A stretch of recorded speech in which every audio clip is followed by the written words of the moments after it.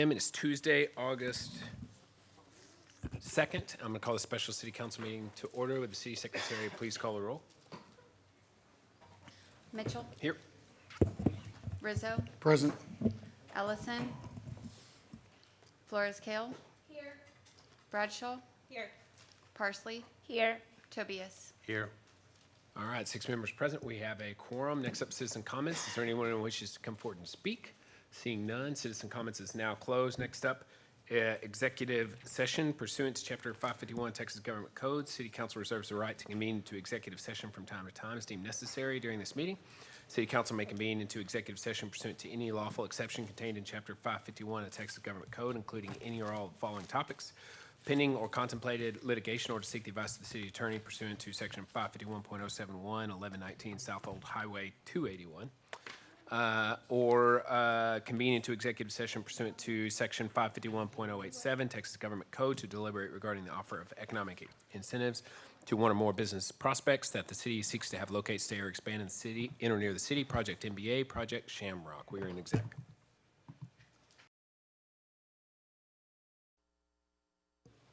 All right, good evening, everyone. The time is 7:01 p.m. It's Tuesday, August the 2nd, and I'm going to call this, I'm going to call this meeting back to order. There was no action taken during executive session. There will be no action taken now. Motion to adjourn. Second. All right, we are adjourned. I'm going to let the tapes roll over and then call the meeting to order. Everyone, the time is 7:01 p.m. It's Tuesday, August the 2nd, and I'm going to call this regularly scheduled city council meeting to order. Would all please rise for the Pledge of Allegiance? Pledge allegiance to the flag of the United States of America and to the republic for which it stands, one nation under God, indivisible, with liberty and justice for all. Would the city secretary please call the roll? Mitchell, Here. Rizzo, Present. Ellison, Flores-Kale. Here. Bradshaw. Here. Parsley. Here. Tobias. Here.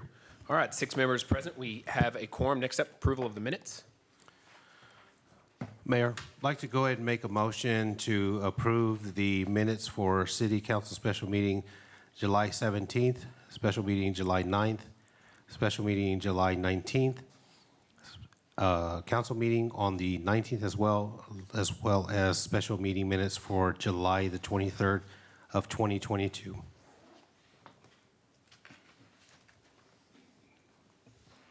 All right, second. Yeah, motion by Councilmember Tobias, seconded by Councilmember Parsley, that we approve the minutes for, and I'm going to correct, July 7th, not 17th. Okay. July 7th, July 9th, July 19th, and July 23rd. Is there discussion on that motion? All those in favor say aye. Aye. All opposed. Motion carries 6-0. Next up, citizen comments period. At this time, we ask anyone in the audience who wishes to come forward and speak to please do so. We ask that you limit your comments to 3 minutes and that you direct those comments to the mayor and council. We also ask that you fill out a citizen comments form and submit that to either myself or the city secretary. First up, Ms. Diane Herval.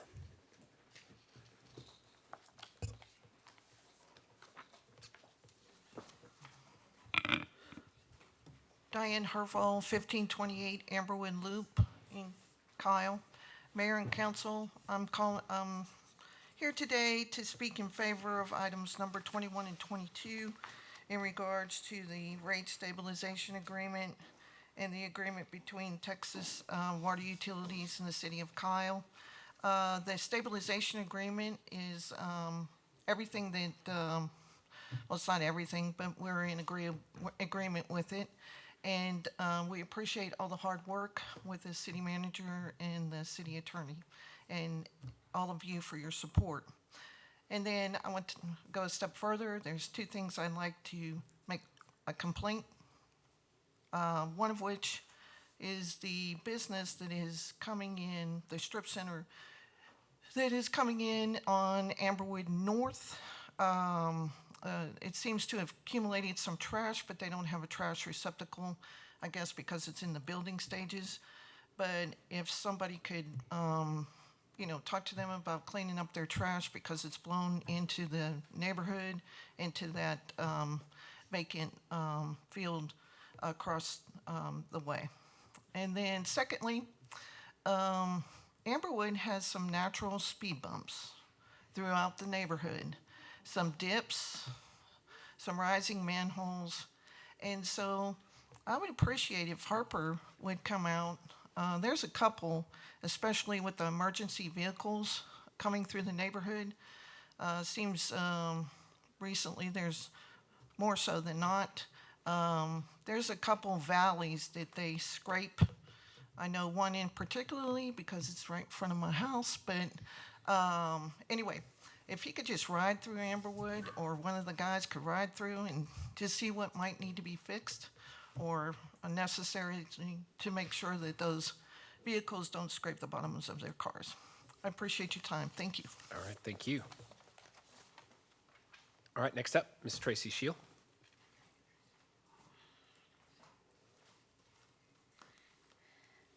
Mayor, Mayor Pro Tem, council members, I come to you tonight with a very heavy heart. And this is going to be very difficult for me, so please bear with me. For 2.5 years, I sat next to a wonderful statesman for the city of Kyle and wonderful friend. He thought of the city of Kyle first and foremost. He did everything he could to make the residents of the city of Kyle have a happier and more productive home.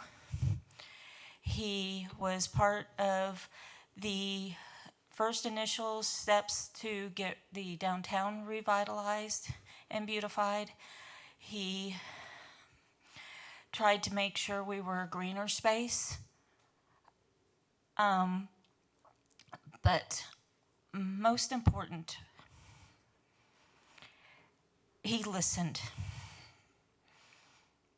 If a citizen had a complaint or a concern within the city, he made time for them. And not only did he have them voice their issues, but he listened to them. He wasn't just a sounding board for them and, okay, thank you for coming in. But he actually listened. One such incidence of this is in regards to the downtown area. He sent out mailers to invite citizens of the downtown area to come and meet him at Milt's one Saturday morning. And Milt's wasn't even open. They allowed him to use the patio that morning, and residents showed, and he sat down and he talked with them, and he listened to them and listened to their issues about downtown.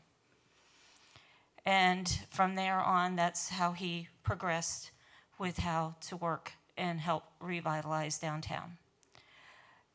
When the city, or when the nation was in the throes of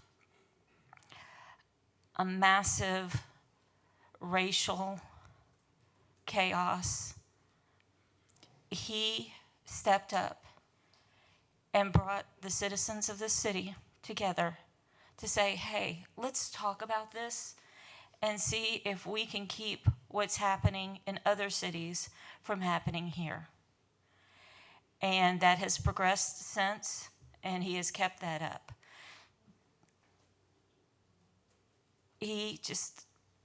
His ability to listen is just amazing to me. And I thank him for it. And I just thank him for being a great friend. So thank you. Thank you.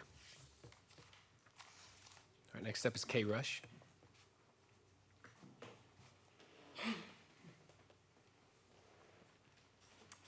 My name is Kay Rush, and I'm a resident of Amberwood, and I would ask the council to approve the rate stabilization with Texas Water. We're in agreement with the documents, and I thank you for all your efforts. All right, thank you. Next up, Joe Finity.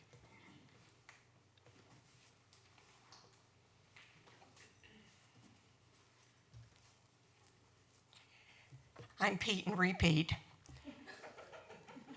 Yes, Diane said it. Thank you very much, Jerry, for putting up with my calls. Scott, for, even though he's not here, for putting up with my calls.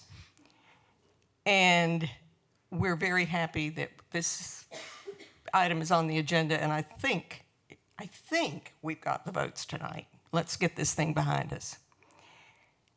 And again, I'm ditto. My heart is broken. And I think you know why. So, that's all. Thank you. That is all of the citizen comments forms that have been filled out and submitted. Is there anyone else in the audience who wishes to come forward and speak? Seeing none, I'm going to close citizen comments. It is now closed. Next up is agenda order. Is there anyone who wishes to request to move any items on the agenda? All right, seeing none. Next up, presentation, city manager's report. Mr. Hendrix.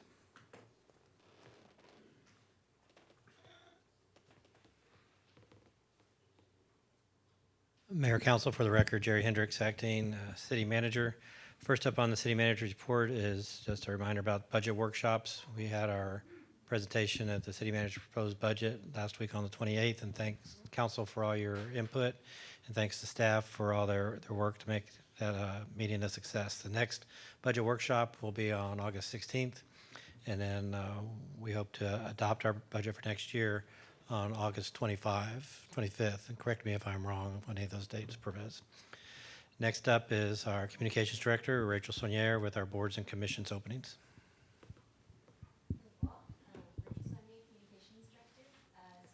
Have our applications open for boards and committees right now, all the way through August 31st.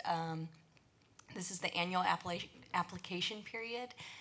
So you can apply through one application for all the open board and committee seats that we have. All you have to do is go to citykyle.com/BC before August 31st, fill out that application, choose all the interested boards that you would like to serve on, and that will go back before council for appointment.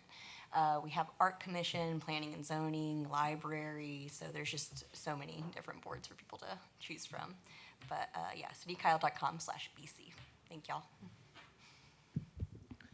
Next up is Parks Director Mariana Espinoza to read the rest of my report. Mayor and Council, Mariana Espinoza, Parks and Recreation Director. First of all, we want to thank you all for a great July is Parks and Rec Month. We had a lot of fun, and we thank you for your support, but we still have a whole rest of the year to go. And so with that, we'll start with August. Next Monday, August 8th, we have free haircuts by the Gentlemen's Grooming 101 from 11 o'clock in the morning till 3 p.m. for children to go back to school. And to register, you can just call Gentlemen's Grooming 101 and get your children on the list. And then next Friday, we have a family fun day at Greg Clark Park. We'll be giving away free hot dogs right before movie in the park starts, and then the skate night at the pavilion start. So those are both taking place next Friday. The movie is Teenage Mutant Ninja Turtles, and then skating starts from 7 to 9. All right. And then the following day, on Saturday, August 13th, we have our Market Day event downtown at Mary Kyle Hartson Park. And then just a couple of heads up for the end of the month, on August 26th, we'll be celebrating National Dog Day at the Steeplechase Dog Park. And the first 20 dogs that show up get free goodie bags. And then reminders for our September 3rd Pie in the Sky event.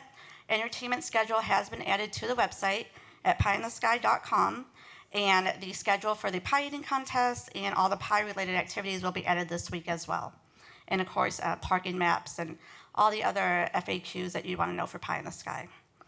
And then another friendly reminder, since we're now drawing nearer to the ribbon cutting for Heroes Memorial Park, will be on Sunday, September 11th at 9 a.m. I'm going to fix that slide. The postcard. It still shows 10 a.m. on the slide. Mayor and Council, if you allow me, I have one more item. And I'd like to ask Larry Simone to come up here with me. Don't fall. Mayor and Council, for the record, Jerry Hendrix, acting city manager. I seem to be making a habit of coming up here and telling you who's leaving. Larry Simone, I'm sure all of you have met, he's been president of our Kyle Area Senior Zone for almost 4 years. And if you ever spend any time with Larry, you know the man never stops. And he's done a lot. I'm just going to read a couple of the things. He's brought CAS from an organization focused mainly on social programs to an organization that's actually engaged in our community and going out and doing things to help and energize our community. He's organized, if you've ever been upstairs to the Krug Center where the offices for the Kyle area senior zone are, it is really amazing what they've done up there and a testament to their vision for their future. He's continued the dreams of Adele Hurst, the founder of CAS, to open communications between the city and CAS, and together we're working diligently towards getting them a new facility of their own. And Larry's passion has really led the efforts towards that. And I didn't want to let him leave without letting you know that he's leaving and telling you guys how much we as staff appreciate the work that he's done, and to give you guys a chance to say bye. Yeah, we'll take some privileges. Anybody have statements they want to make? Mayor Pro Tem. Larry, I know you're moving on to your next probably duties, whatever that brings you in the city, but I just want to say working next to you in the Knights Columbus has really shown me who you are as a person. Your dedication to the community is amazing. What you've done in CAS has been really awesome as well. I know we missed you in the Knights, but I know you were doing some great things throughout the city. But just thank you for all the work that you give. Yours is truly a servant's heart. Thank you for giving of yourself to our city and to the people in it. Thank you very much. Thank you. Anyone else?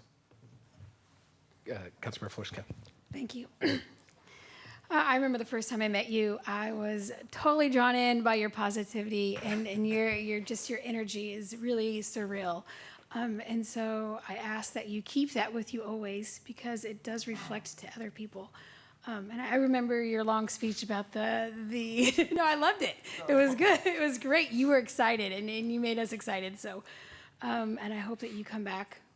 This is not goodbye. It's see you later. So thank you for all your services and for the city of Kyle. Councilmember Tobias. Larry, thank you as well. When we were getting the Veterans Day parade going and we had the ceremony afterwards, working with you on the memorial table and understanding what it meant really brightened my eyes, or really showed the respect that we show for our fallen soldiers on that end. And just wanted to say thank you for taking the time with me and helping me plan a lot of those events that we had. I appreciate it very much. Thank you. It was an honor. Yeah, and I'll just add that Larry, I remember you from the first time you showed up. You brought energy. I think that's the word that comes to mind, energy. And I think you said it. I mean, it was clear to me that you had vision, and you didn't want retirement. You didn't think retirement meant slow down at all. It meant speed up, frankly. And I still see the videos posted on the website and on Facebook of you guys dancing. You're always there leading the charge. You definitely know how to cut a rug. And so, but more than that, you know how to lead a program. Obviously, you've built an entire career of being a leader, and so I'm just sad that you're not going to continue leading in this current capacity, but I know that wherever you go, you're going to continue to be that way. So thank you for your service. Thank you for helping our senior program just continue to elevate, which it absolutely has under your leadership. So thank you for that. I thank you very much, Council. I'd like to say I'm replaced by Betty. Betty, stand up if you can. Betty kindly taught me everything I don't know and do know. She's taken over. The staff knows her. She's wonderful. I want to stay around. I want to see the building done. So I want to step back off of that job and push what we can for the building and find all these donors that give us money, and that's what I'm going to do. I retired from the Army, then I retired from civil service, federal. Then I retired from CAS. They gave me a buyout. I couldn't resist, so I'm going on. But I just want to leave you something. If 4 years of listening to seniors moving into the city, calling, saying, hey, what's this, what's that, when are we going to get it? I heard it, I put it on my shoulders, and we're going to try to do it. The seniors in Kyle coming don't want to be idle in Kyle. Okay, so that's my new slogan, don't be idle in Kyle. I don't want to be idle, but we want to give them something that they need, and it's going to happen. The day they took us to Linebargner and just showed us that lake, ducks were landing, kids were at recess, and we were sitting there saying, this is heaven on earth for seniors. And you guys still gave it to us to develop it someday. We're going to get there. It's a 4-year journey so far. We're going to get there, and I'm going to do everything I can behind the scenes, but I haven't forgotten you guys. I love this city. We will not be idle in Kyle, these seniors. Thank you very much, Jerry. All right, thank you. Mayor, Council, that concludes my report. All right. All right, next up is CIP road projects and consent agenda presentation. Mr. Barba. Mr. Mayor, before we go, do you mind if I just say something real quick about the haircuts on the presentation? Sure. I just wanted to give a big thank you to the owners, Antonio Arredondo, Tony, for sponsoring this and giving back to this community from Gentlemen's Grooming 101 Barbershop. We had a great conversation about this, and he really wanted to show something to give back to the community, and just wanted to give him a big thank you for doing this for us. Thank you. All right, thank you. Good evening, Mayor and Council. Leon Barba, City Engineer. The Heroes Park, Memorial Park is just about ready to be opened up. It's at about 99% completion. They're still doing some landscaping and planning during completion. Waterproofing is in progress there at the water wall. They're doing the punch out on the project and should be opened later this month. The Verde Park is at 63%. They're still doing quite a bit of work there. The playground install is nearly complete. Sidewalks and hardscaping is ongoing.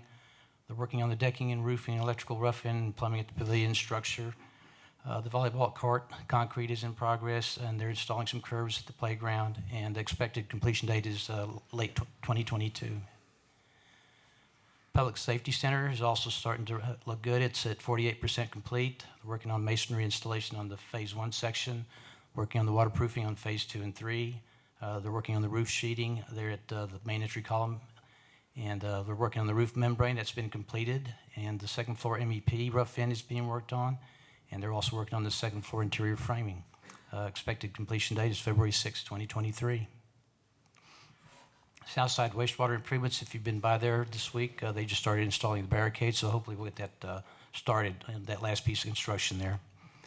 They still need to identify some utilities. They're still, last week when they were trying to locate utilities, the gas line that they hit was not where it was supposed to be, so they're still trying to clear those utilities out. Wastewater treatment expansion project, the dewatering facility is about 50% complete. We still have one more invoice that we'll be checking on. They're still working on the Bullseye plant. They've installed the digesters, and there's still some repairs that we need to make on that Bullseye plant number 2. They're working on the dewatering facility. They're adding the masonry walls. They're under construction, and it should be complete by August of 2022. There's an overall view of the plant as it stands as of August 2nd. That's today. And here's a good picture of the plant number 2 and what's being installed. And as you can see, that dewatering belt's being placed there. LA Branch Interceptor, we're about 74% complete. We still have road closures out there. They completed the work on the 6-inch and 8-inch water lines, and there's some residential connections that still need to be made. They did get delayed on the storm sewer installations, and wasn't something we expected. They're still working on that. They will plan to start the Sled Street reconstruction next week. We are pushing the contractor to wrap it up. I do want to show you the next picture. This is kind of what the condition the roads are in.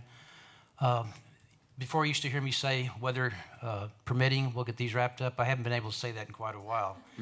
But the downside of this is it's the dust. There's a big dust problem. We try to water every day, and as you know, we're struggling with the water usage right now. So it's kind of we're not able to catch up on that. So we do want to push the contractor to start getting these things wrapped up and cleaned up and paid. On the downtown relocation of the overhead lines, there's really two projects going on here. One is we have a contractor called Denbo. They're doing the underground installation for the cables that need to go underground. We also have the PEC's contractors out there. They're completing placement of the new poles. They're all mainly on Moore and Nance Streets. They're placing the new overhead lines. They're about 98% complete. And they've completed the reconnection services to the homes. And there's a couple of services to the businesses that are still pending. We had some problems with materials and trying to find an electrical contractor to wrap it up. We're planning to switch all the overhead on August 11th of 2022. That's our plan. And then we'll be removing the existing lines and equipment, but they're only about 10% complete. The estimated start for the removal of the poles is August 15th. The next picture shows you the poles that have been taken out. Those are the poles we need to take out.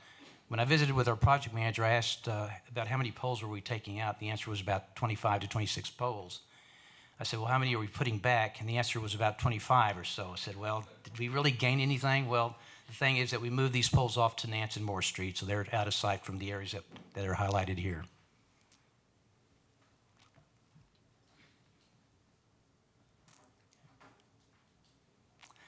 Old Post Road, we're still working on the north end. We finished the driveway on the north entrance to Lauren Concrete, and we're starting to excavate there on the southern driveway to Lauren Concrete. What you see here is the last section of road that's being excavated. So we're in the downstretch now. We're just getting ready to wrap this project up. But this is the remainder of the road that needs to be excavated and where we're going to put new base and new asphalt back in. Plum Creek Elevated Storage Tank, we're done. Just need some minor work and cleanup on the project. Indian Paintbrush Lift Station, we're just barely starting on that project. What you see there is they've completed the excavation for the wet well that goes to that new lift station. Button Creek Interceptor Lift Station decommissioning, we're just about through with that project too. The structures are gone, but we're still waiting on some electrical work on that particular project. Both lift stations are out of service, and we're using the new sewer line. Microsurface, it's a good aerial view of what was happening last week or so. All streets have been resurfaced, and now we're just waiting for the striping. We try to get a deadline from the contractor on the striping, and we're still waiting for a response from them. We think it's about 2 weeks. We'll have everything striped back the way it was. On this consent agenda item, this is a purchase order that we want to have council award to PEC to install the power that needs to go to our dewatering facility. If you notice in your package, there were a couple of easements that are in there. We'll bring that back to council for acceptance or dedication of those easements to PEC. And that's my report. Any questions? Anybody have any questions for Mr. Barba? Mayor Pro Tem. Yeah, Leon, over on Third Street, we had talked about the drainage behind the one residence there. It's not really what she was looking for yet.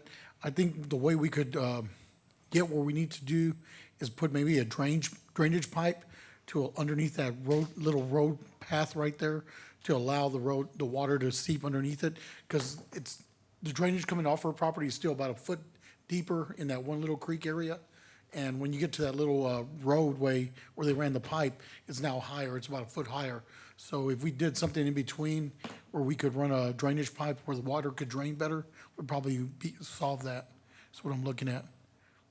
Yes, sir. We'll check into that. Yeah, we could do that. And then the other thing is, if we have some striping getting done, could we get with Mr. Harper and try and see if maybe we could stripe some other areas we had talked about, and maybe Stagecoach, because we talked about some striping up in there. If we've got somebody come into the city to do some striping, maybe we could just put it on one little package. I'll get with with Harper and we'll talk about that. All right, And see what we can do on that. It'll probably be a separate contract. Yeah. Unless we can extend the one that we have, we'll have to see. All right, sounds good. Thank you. All right, anyone else have any questions? All right, next up is a consent agenda. Is there anyone who wishes to remove any items? Councilmember Flores-Cale. All right, thank you. I just, number 11, if I could just have a brief explanation. I tried to understand it and I didn't get a chance to send an email, so if Jerry would be kind enough to come explain that to me. Mayor, I'd like to make a motion to approve consent agenda items 9 through 20, excluding number 11. Second. All right, motion made to approve the consent agenda items number 9 through 20, excluding number 11. Is there discussion on that motion? Motion made by Mayor Pro Tem, seconded by Councilmember Flores-Cale. All those in favor say aye. Aye. All opposed.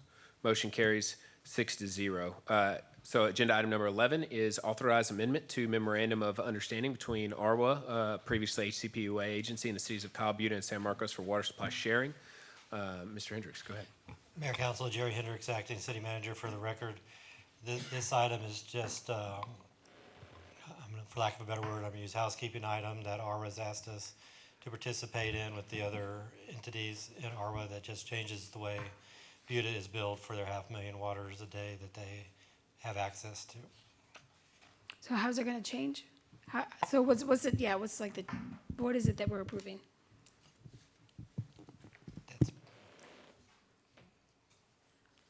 The way that the change that is made is for the City of Kyle, the way that City of Kyle's expenses are billed for Buda's use of the water supply and water capacity. It's changed from a take or pay reservation payment plus debt service to just a debt service payment. So that's the amendment, addresses what is recovered from Kyle's expenses. Okay, all right, I'd like to make a motion to approve agenda item number 11. Second. Motion to approve by Councilmember Flores Kale, seconded by Mayor Pro Tem Rizzo on agenda item number 11. Is there discussion on the motion? All those in favor say aye. Aye. All opposed. Motion carries 6-0. If there are no objections, I'm going to pull up item 21 and 22 together. Seeing none, agenda item 21 is consider approval of an extension to the rate stabilization agreement between Texas Water Utilities and the City of Kyle. And agenda item number 22 is consider approval of an agreement between Texas Water Utilities and the City of Kyle regarding conditions for the suspension of water services. Mr. Hendrix. Mayor Council, Jerry Hendrix, Assistant City Manager for the record, and not Paige Saenz.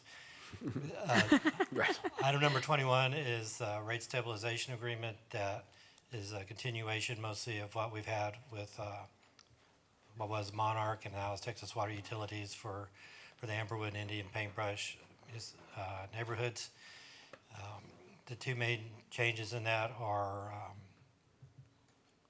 it keeps the 3% increase cap, which means the rates will not increase more than 3% every year. It also allows for automatic renewals after the first 10-year term, and Monarch, or Texas Water Utilities, is obligated to notify us in advance of that to make sure that we're on top of it and can address any other issues. So if you have any other questions, I'll be happy to answer them, and staff recommends approval. All right. Anyone have any questions or comments? Motions? Councilor Flores Kale. Thank you. My concern is with agenda item 22. I support the idea of this because I think non-payment is kind of an issue. But with that said, this is only going to work as long as there's communication between the city and Monarch. My fear would be that a resident has their water shut off due to non-payment of the wastewater, and then the water's shut off. Then they pay the wastewater, and we need to make sure that the city is timely, at least informing Monarch, so that way they can turn the water back on. Right, and that communication is outlined in that agreement, and we will work together to make sure that happens. Okay. And that's item 22. Staff also recommends approval of that. I'd like to add that there is a third document that's a letter agreement that we're not sure needs to come before you. We're still reviewing that, but these two agreements stand on their own, and staff recommends approval. Okay. Any other questions or comments? Motions? Mayor, I'd like to make a motion to approve agenda item number 21 and 22. Second. Motion by Councilmember Tobias, seconded by Councilmember Flores Kale, that we approve agenda items 21 and 22. Is there discussion on that motion? Yes, I'd like to just add thank you to the city staff for getting this complete. I know the people, the neighbors in that area, especially in Amberwood, have been waiting for this to go through in the negotiations and so forth. And then we're ready to move on from this. But I wanted to thank everybody, including the residents that have came out and spoke on this. Your voices have been heard, and we really appreciate you coming out and speaking about this and really getting the city to really look at the contract and really spend the time to negotiate to get this for you. So thank you very much. I appreciate everybody. Yeah, I was actually going to say something similar. It's this has been kind of a neat case study for me to watch the residents of Amberwood work to improve a contract that the city of Kyle has with one of our water providers. So there were no enemies, there were allies in this discussion, and so I was glad to see us take our time and get it right. And I also want to commend our legal as well as Mr. Hendrix, who shepherded this from beginning to end. So it's kudos all around. Any other discussion? All those in favor say aye. Aye. All opposed. Motion carries 6-0. All right, next up, agenda item 23, consider possible action on a request to waive section 23-60 of the city's code of ordinances for construction at 19086 I-35, Kyle, Texas. That's Costco. And to authorize the city manager to approve the dates and times. Amber Lewis.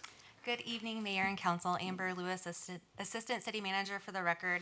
Costco has approached us and asked if they could get a waiver from section 23-60 of the code, which restricts construction activity, which generates noise, within 600 feet of residential structures, and that's Costco.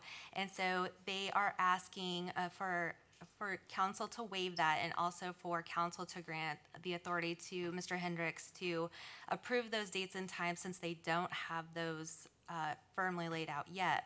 What they are asking to do is start their pours at 2 a.m. To avoid the extreme heat, and then they're expecting a total of 12 pour days, and they expect to start on or around September 12th. Okay, well, I think this would work pretty well. The location of the pour in particular shouldn't be overly disruptive to any residents. So I'd like to make a motion to approve. Second. Motion by the mayor, seconded by Mayor Pro Tem. Is there discussion on the motion? Mayor Pro Tem. Yeah, I just wanted to make it clear that this is only for about 11 or 12-day windows, what they're asking for. The other thing is pouring early in the morning helps the concrete set better, and it keeps us from using so much water to keep it able to work. So definitely, I'm looking for, I know everybody's excited about Costco, so let's get this done. So I definitely want to support it. Councilmember Parsley. Are the neighbors around going to be notified of the noise that is going to be? They will. For this? We'll work with the contractor to make sure there's ample notification. All right, thank you. Councilmember Tobias. The same thing. When they do this at night, I'm sure, of course, there's going to be a lot of heavy machinery in that area, and that's, I guess, would be a concern for the residents there, including when you have those big spotlights that are going on all night long. So if we go about doing this, yes, notifying the residents way ahead of time, giving them the information, letting them know how many days it's going to take to get this done, and also the hours, if we were to do this. That'd be the only concern that we have, is that people in the area would be kept up all night with moving trucks and so forth on that end, and with the lights. And if we can hold the contractor to the timeline, I think that would be beneficial on that end. And another thing, as far as Costco, are we still on schedule for any kind of, as far as they're just laying down their foundation right now? So we're still on schedule with the contract? We're still on schedule. Okay. All right, any other discussion? Councilmember Flores-Cale. Thank you. My concern was the noise and the residents, but that is a apartment over there. So if someone could reach out and confirm and let us know as council, I would like to know for sure that that apartment manager has been notified. That would give us all great relief. I Yes, mean, and I'll make sure they also have the contact for the contractor too, so they can speak directly if there are any issues that come up. okay, Thank you. thank you. Thank you. All right, anyone else? All those in favor say aye. Aye. All opposed? Motion carries 6-0. All right, next up, agenda item 24, second reading, an ordinance repealing Ordinance 1033, regulating traffic, authorizing and directing the installation and erection of stop signs for the traffic control at the intersection of Silverado Drive and FM 150 Rebel Drive in the city limits of Kyle. Repealing any ordinance or resolution of conflict, providing severability clause, et cetera. This one was right down the middle the last time, but it did approve 4-3. I will make a motion to approve. Motion by the mayor, seconded by Councilmember Bradshaw, that we approve agenda item 24. Is there further discussion on this item? I can't. You gotta go. Yeah, that's okay. Councilmember Flores-Cale. Yeah, has anybody since, I mean, I know we had some concern regarding the residents and updating them. Has anybody since reached out to let them know that I this did was- not do that, council member. Okay. All right. All those in favor say aye. Aye. All opposed? Nay. All right, motion carries 4-2. All right, next up, agenda item number 25, first and final reading, consideration and approval of an ordinance authorizing the issuance of the City of Kyle General Obligation Bond, Series 2022, levying a continuing direct annual ad valorem tax within the limitations prescribed by law for the payment of the bonds, authorizing the execution of any necessary engagement agreement with the city's financial advisors, and providing for an effective date. And Ms. Leibe, do you want me to do, where is Stephanie? Okay. Well, do you want me to do item 26 as well, to present them both together? There are, since one was for the GO bonds and the other is for the TERS, Okay. we need to keep them separate. All right. All right, go ahead, Mark. Mayor and Council, Mark McCliney with Samco Capital Markets. Stephanie Leibe is here. I don't know where she stepped out. This first one is to authorize the general obligation bond, the $38 million. This is a parameter sale. This will give us the ability to sell this once we get all the necessary taxable information, tax rate information from the tax assessor collector. We should get that in the next few days, and we've been waiting for it for about 3 or 4 days. So with your permission, this would allow us to go ahead and sell it without coming back to city council. So Mark, did you say you want us to make a special motion? No, this would be, Stephanie, how do you want that motion? Yes, you did have a special way you wanted that referenced. Sorry, Stephanie Leibe, Norton Rose Fulbright, bond counsel for the city. So if you could just make the motion to approve the ordinance to authorize the sale of bonds pursuant to a delegated sale, that would cover what we need for the bonds on a moving forward basis. All right, I'd like to make a motion to approve authorization and sale of the bonds pursuant to a delegated sale. Second. That's for number 25, For correct? 25, yes. So, all right, the item 25 has been motioned by the mayor, seconded by Councilmember Flores Kale. Is there discussion on that motion? All those in favor say aye. Aye. All opposed. Motion carries 6-0. Next up is agenda item number 26, consideration and approval of a resolution related to establishing the city's intention to reimburse itself for the prior lawful expenditure of funds related to constructing various city improvements from the proceeds of tax-exempt obligations to be issued by the city for authorized purposes. Ms. Leibe. Thank you. Stephanie Leibe, Norton Rose Fulbright, bond counsel for the city. What you have before you tonight is a reimbursement resolution related to the street projects which are contemplated to be financed with the TERS number 2 revenues. If you all recall, back in June, we had anticipated that those street projects would be undertaken with certificates of obligations. Some additional projects have, come online that may also benefit from those TERS revenues, and so we'd like the opportunity to explore the possibility of combining those 2 bond sales into 1 bond issuance to allow for efficiencies.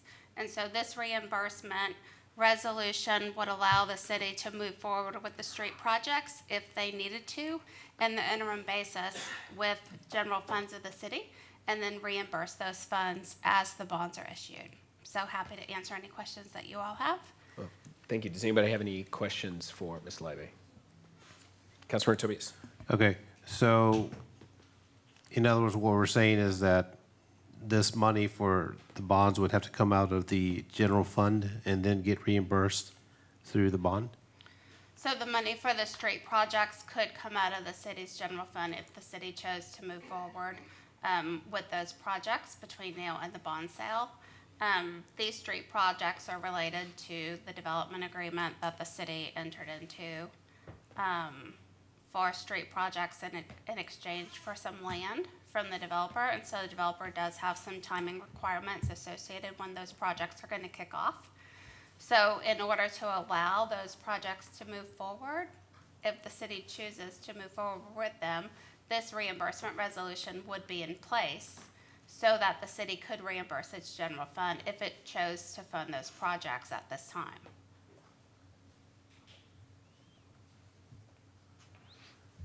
Councilmember Parsley. Is there a specific amount that you have in mind that is going to be used from the general fund to fund these projects and then get reimbursed? Well, the reimbursement resolution itself is for the $8 million that's contemplated for the project. So that would be the maximum amount that would move forward, but that doesn't obligate the city. That's just the maximum amount that could be reimbursed from the bond proceeds when they're issued. The city could, at its discretion, choose how much to spend for those road projects as they were ready to come online. And I know that we've had some preliminary discussions with that developer. There are certain soft costs that the developer would be willing to front initially to kind of bridge the gap in time to keep the projects moving forward. Yeah, there's just like a 12 to 18-month gap between when you pay for the design and when you pay for the construction of the bonds. And so if we say that we're going to only do it with bond issuance, then we would have to be issuing the bond now, which is not as efficient as if we wait and do it later. So that's where the reimbursement agreement comes in. No, I understand that. And if you wouldn't mind, I would like to ask Mr. Perez how the general fund looks like and if that's something that we can do right now.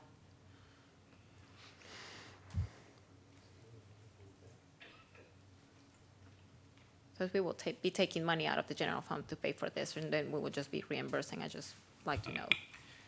Mayor and Council, for the record, I'm Pervez Mohi, City's Director of Finance.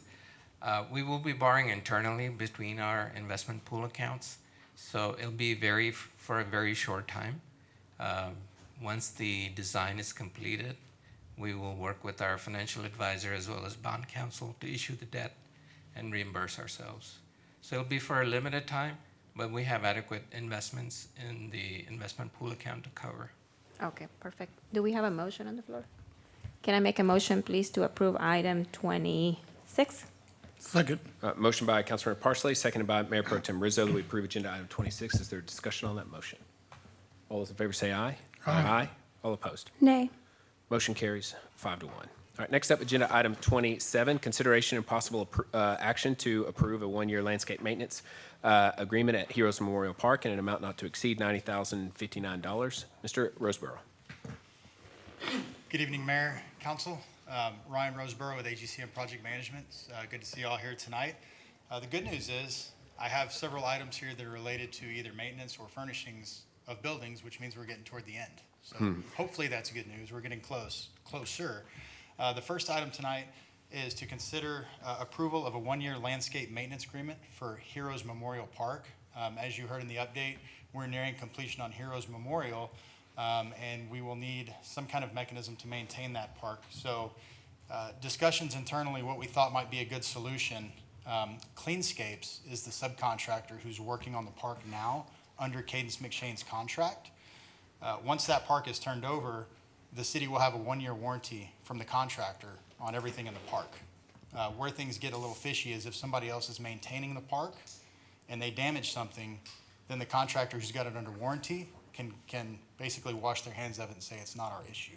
So in this scenario, what we did is we're recommending a change order to Cadence McShane in the amount of $90,000 to maintain the park for its first year, utilizing Cleanscapes, who again is the contractor that's on the record right now, so on the project right now. So you're recommending that in the form of a change order, you said? Correct. It will be a change order to Cadence's contract. That's correct. Okay. I would prefer to use it out, to approve the contract out of TERS 2 funds. So that might be a Pervez question, as opposed to changing the contract amount for the CIP. I don't know how difficult that would be, but I think the maintenance has always been absolutely a TERS 2 Yes, sir. M&O item. Yes, sir. We had planned on using TERS 2 funds for this project, for this contract award. So would it be too difficult for us to make in our motion, as opposed to using it as a change order, to direct that the funds be expended out of TERS 2? That would be just right. Okay. I'd like to make a motion to approve agenda item 27 and direct staff to use funds from the TERS 2 account, TERS 2 fund, to pay for this maintenance. Second. Motion by the mayor, seconded by Mayor Pro Tem. Is there discussion on that motion? Councilmember Tobias. Okay. Again, it's another change order. I'm always had the assumption that everything was going to be included in this, and also I guess my idea was that the city was going to be maintaining this landscape for, I guess, from here on out. So it seems like we're having a contractor come in to take care of it, and then what happens after that year's over? Who takes over from there? Well, Is it the city, or are we going to need to hire another contractor, or is it going to be the same one, and are we going to be at 90,000? I mean 70,000 again? That comes out of TERS, or is it going to be assigned to the Parks Department to maintain out of the general fund for the city?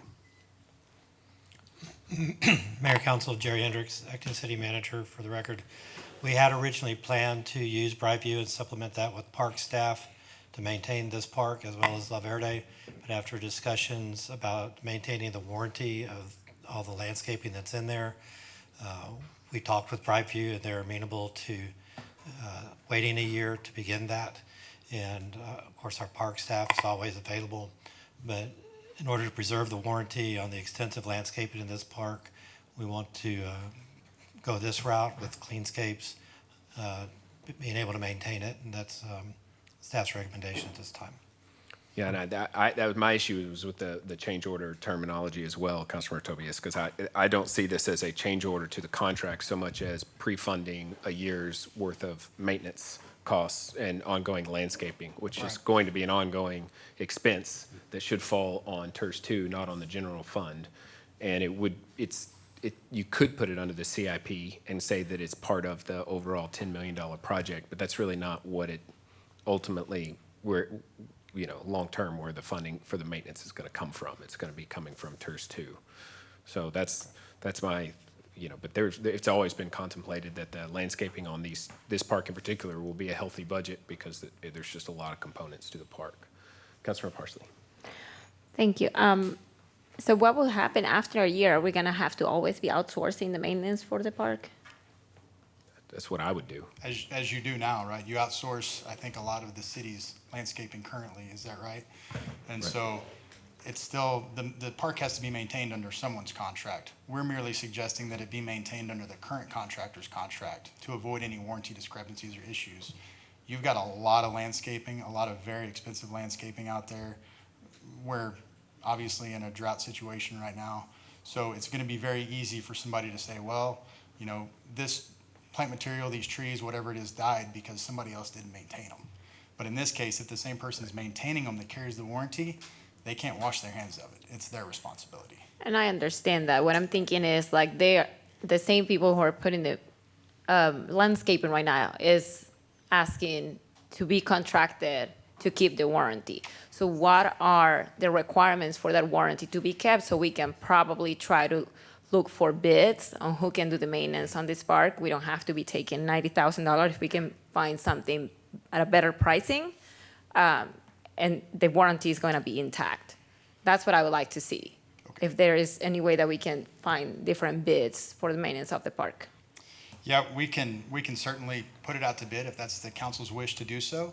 I will say that we vetted this cost with the landscape architect on the project, who works with landscape contractors all over the state, and he felt it was a fair cost given the amount of landscaping. So we can go through the process certainly, but I don't know that it would guarantee you that you're going to have a better end result as far as cost is concerned. And I will clarify that $70,000 is the amount that the proposal came in at, but there's $90,000 that we're asking for, just in case there's additional landscaping that the city says, well, we also want extra maintenance on the pond, or because there's water features out there, right? So there's some things that are kind of above and beyond. So at this time, $70,000 is what the proposal for. Based on our conversations with the landscape architect, he said that's very, very fair in the ballpark. So, Councilmember Flores-Cale. Thank you. Can I have Perez come back up here? Thank you. Hello. Can you tell me how much is currently in the TERS account, in the TERS fund? Not right off the bat of No. top of my head. We do have a fairly sizable amount in the fund balance, but I can get that information to you. It's several times over what this contract award is for. We had, Mayor and Council, contemplated from the very get-go that the maintenance of the Heroes Memorial Park, as well as La Verde Park, and the trail in between will be funded. The maintenance of those parks will be funded from TERS 2 M&O funds that we collect from property taxes within the TERS. Okay. And then I have a few questions. That's it. Thank you. My other questions are going to be, how many days a week is Cleanscapes going to be out here to maintain that? great question. So I actually was able to get a service schedule from them. It's 42 full service visits. So during the summer months and the spring, the growing season, they'll essentially be out there once a week, every week for full service, which is trimming, mowing, all those sprinkler, irrigation checks, all those sort of things. That's, like I said, 42 visits per year. Also, they'll be out there 2 to 3 times a month during the growing season to prune shrubs, prune trees, all those sort of things. And then lesser amounts during the winter, obviously, because the plant material won't be growing. They've got trash pickup included in here for the landscape areas. They've got weed control in here at once a month to come out and spray weeds, so that's included in there.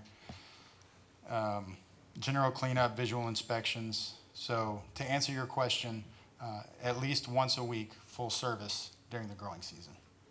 Okay, because there's 52 weeks a year, so this is going to be less than once a week Well, altogether? And altogether, then two yes, or ma'am. three times during the, Once a week during the growing season.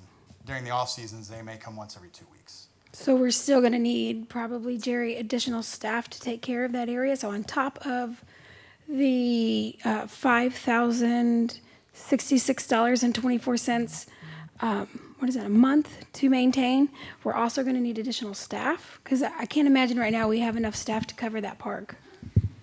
Well, we have additional staff in our budget, and council's asked us to find more additional staff, and we did plan to make daily visits to make sure trash, recycling, and all that stuff is taken care of as well. This contract will maintain the landscaping and preserve the warranty on that landscaping.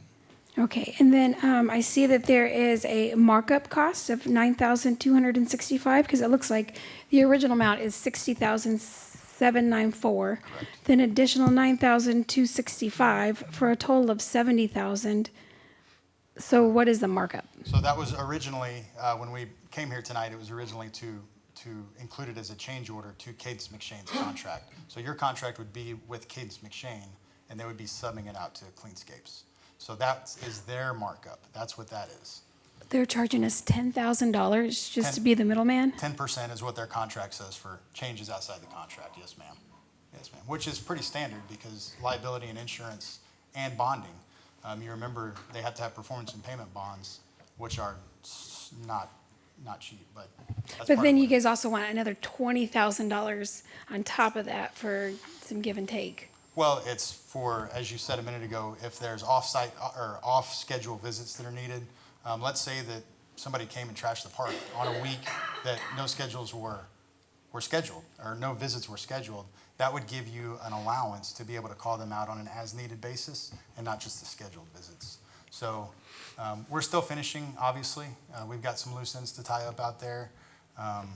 We don't know what else may pop up between now and then, the next month, month and a half. So that was just to give a little cushion in case additional things popped up. Okay, and then my question would be to Jerry, how do we plan on incorporating staff to take over this in a year when the warranty is over? Park staff led by Mariana Espinoza, our Parks Director, has already developed maintenance plans for all the parks that we are ready to implement. All right, is there any way that Mariana can send those to us, please? Yeah, we'll get those to you. Thank you. And I would assume it includes a contract, and. Correct, the private contract. Right. So, but I agree with Councilmember Flores-Kale about so is there some reason why we have to give this maintenance contract in the form of a change order that is managed or facilitated by Cadence McShane? I'm not trying to ruffle feathers, but I don't understand the logic in them. The maintenance contract starts when they're 100% completed and punched out and move on, and then it's just an ongoing maintenance contract. So why does this first year have to come in underneath the CIP? Yeah, great question. I don't think it has to. I think it just seemed to be the option that made the most sense to us because they're already under contract with you. And so, they're carrying the warranty. Cadence McShane is carrying the 1-year warranty. That's who carries the 1-year warranty. Cadence McShane is carrying the warranty. Correct, yes. They're carrying the warranty, but Cleanscapes is their sub. So it just made sense from a, I guess, easiness standpoint, just to maintain what you have now instead of executing a new contract with a new sub, having to go out for RFPs, that whole process, which takes time and money, obviously, on the city side. So you're already under contract with Cadence McShane. You wouldn't have to go through that procurement process. Okay. Yeah, I guess I didn't understand that clearly. Councilmember Flores-Kale. Since we are already in a contract, is there any way that the markup could be negotiable? Absolutely, everything's negotiable. Yes, ma'am. Yes, ma'am. I would like to see that. We're going from 60,794 to 90, and so if we can somewhere cut it, and that markup could be, I would be really appreciative. Yes, ma'am. We can certainly ask the question. Mayor Pro Tem. Yeah, definitely. If we could negotiate some of that, that'd be great. The other thing, council, keep in mind that this is a TERS, so it's a county and city joint venture. So the county would actually be paying for some of this maintenance. So it's a shared cost by the city and the county. I just wanted to remind you on that. But yeah, if we could do anything to negotiate that price, would be great. I'm going to table my motion, if that's amenable to the second, and give Ryan a chance to make a phone call or two. You're the second, I believe. Is that amenable to you? Yes, I believe so. All right, I'm amenable to. Is there any objection to us moving on from this item? Yeah, no. All right, we're going to move on to agenda item 28, consideration of possible action to approve PR 07 cellular booster system at Public Safety Center in an amount not to exceed $104,823. Mr. Roseborough. Thank you. All right, so I'm going to preempt because I know the question is going to come up. You're going to hear the word change order again. So this goes back to a conversation we had probably a year ago. Change order is not a dirty word. That should be an expectation, and it's as long as it's planned. So in this case, these are planned. They are accounted for within the budget for the contract. So in this case, these change orders are actual betterments to the city, which means they weren't in the original scope. They were not, envisioned at the time. So these are actual betterments to the contract. So change order, not meaning error, not meaning oops, omission, nothing like that. It's actually added scope. So that's what these next few are. So the first one we have here is, of course, for the cellular booster system. So what this is, anyone can attest that's been over to the new public safety building, the cell service is atrocious. It's really, really bad. Standing out in the middle of the parking lot over there, you may get a signal, you may not. So it's become apparent as we've moved further through construction, everybody out there has signal issues with their cell phones. There's going to be public safety elements to this building. City staff is going to be in this building, and it's going to be paramount that we're able to get signals in and out of the building. So the cell phone booster system was something that was brought in by your technology team to help solve the problem. And so what we have here is a proposal for $104,000. This is not a cell booster that you get at Radio Shack and plug into the wall. These are 3 antennas that are going up on top of the building, basically acting as repeaters to the cell phone towers around the facility. These would be funded through the FF&E, the furniture, fixtures, and equipment, which is within the allocated bond dollars for the project. So it's basically coming out of one bucket as a change order to Bartlett Cox contract to have these installed. All right, thank you. Ryan, anybody have any questions, motions? Mayor, I'd like to make a motion to approve consent agenda item 28. Second. Motion by Mayor Pro Tem, seconded by Councilmember Flores Kelly. We approve agenda item 28. Is there discussion on that motion? All those in favor say aye. Aye. All opposed. Motion carries 6-0. Next up, agenda item number 29, consideration and possible action to approve dispatch workstations and miscellaneous furniture at Public Safety Center in an amount not to exceed $233,715.45. Mr. Roseborough. Okay, thank you, Mayor. Again, this is another item that is accounted for within the furniture, fixtures, and equipment budget within the overall bond program. When the dispatch center was moved into the public service building, obviously we needed to furnish that space. So Chief Barnett has been working hand in hand with the furniture company to try and get some furniture in there that would be suitable for the space.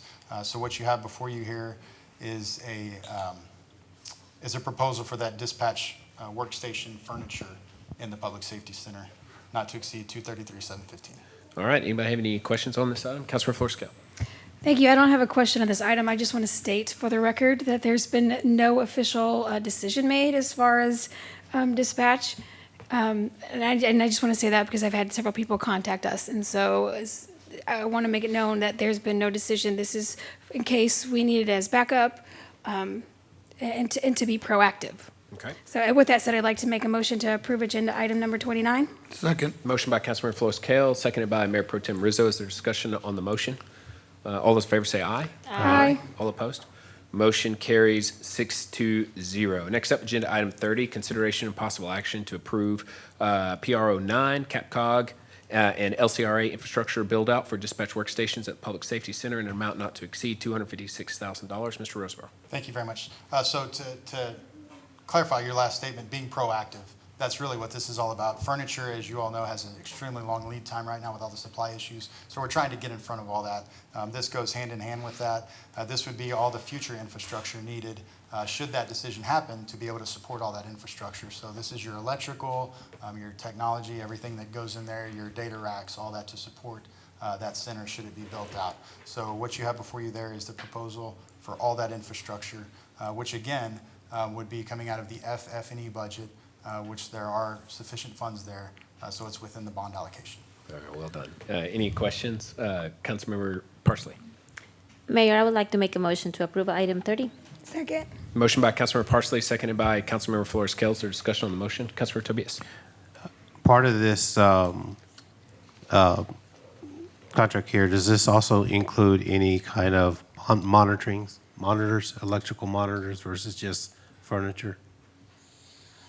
To where, let's say later on, we're going to need to make another change order to add for monitors or TV screens or training modules.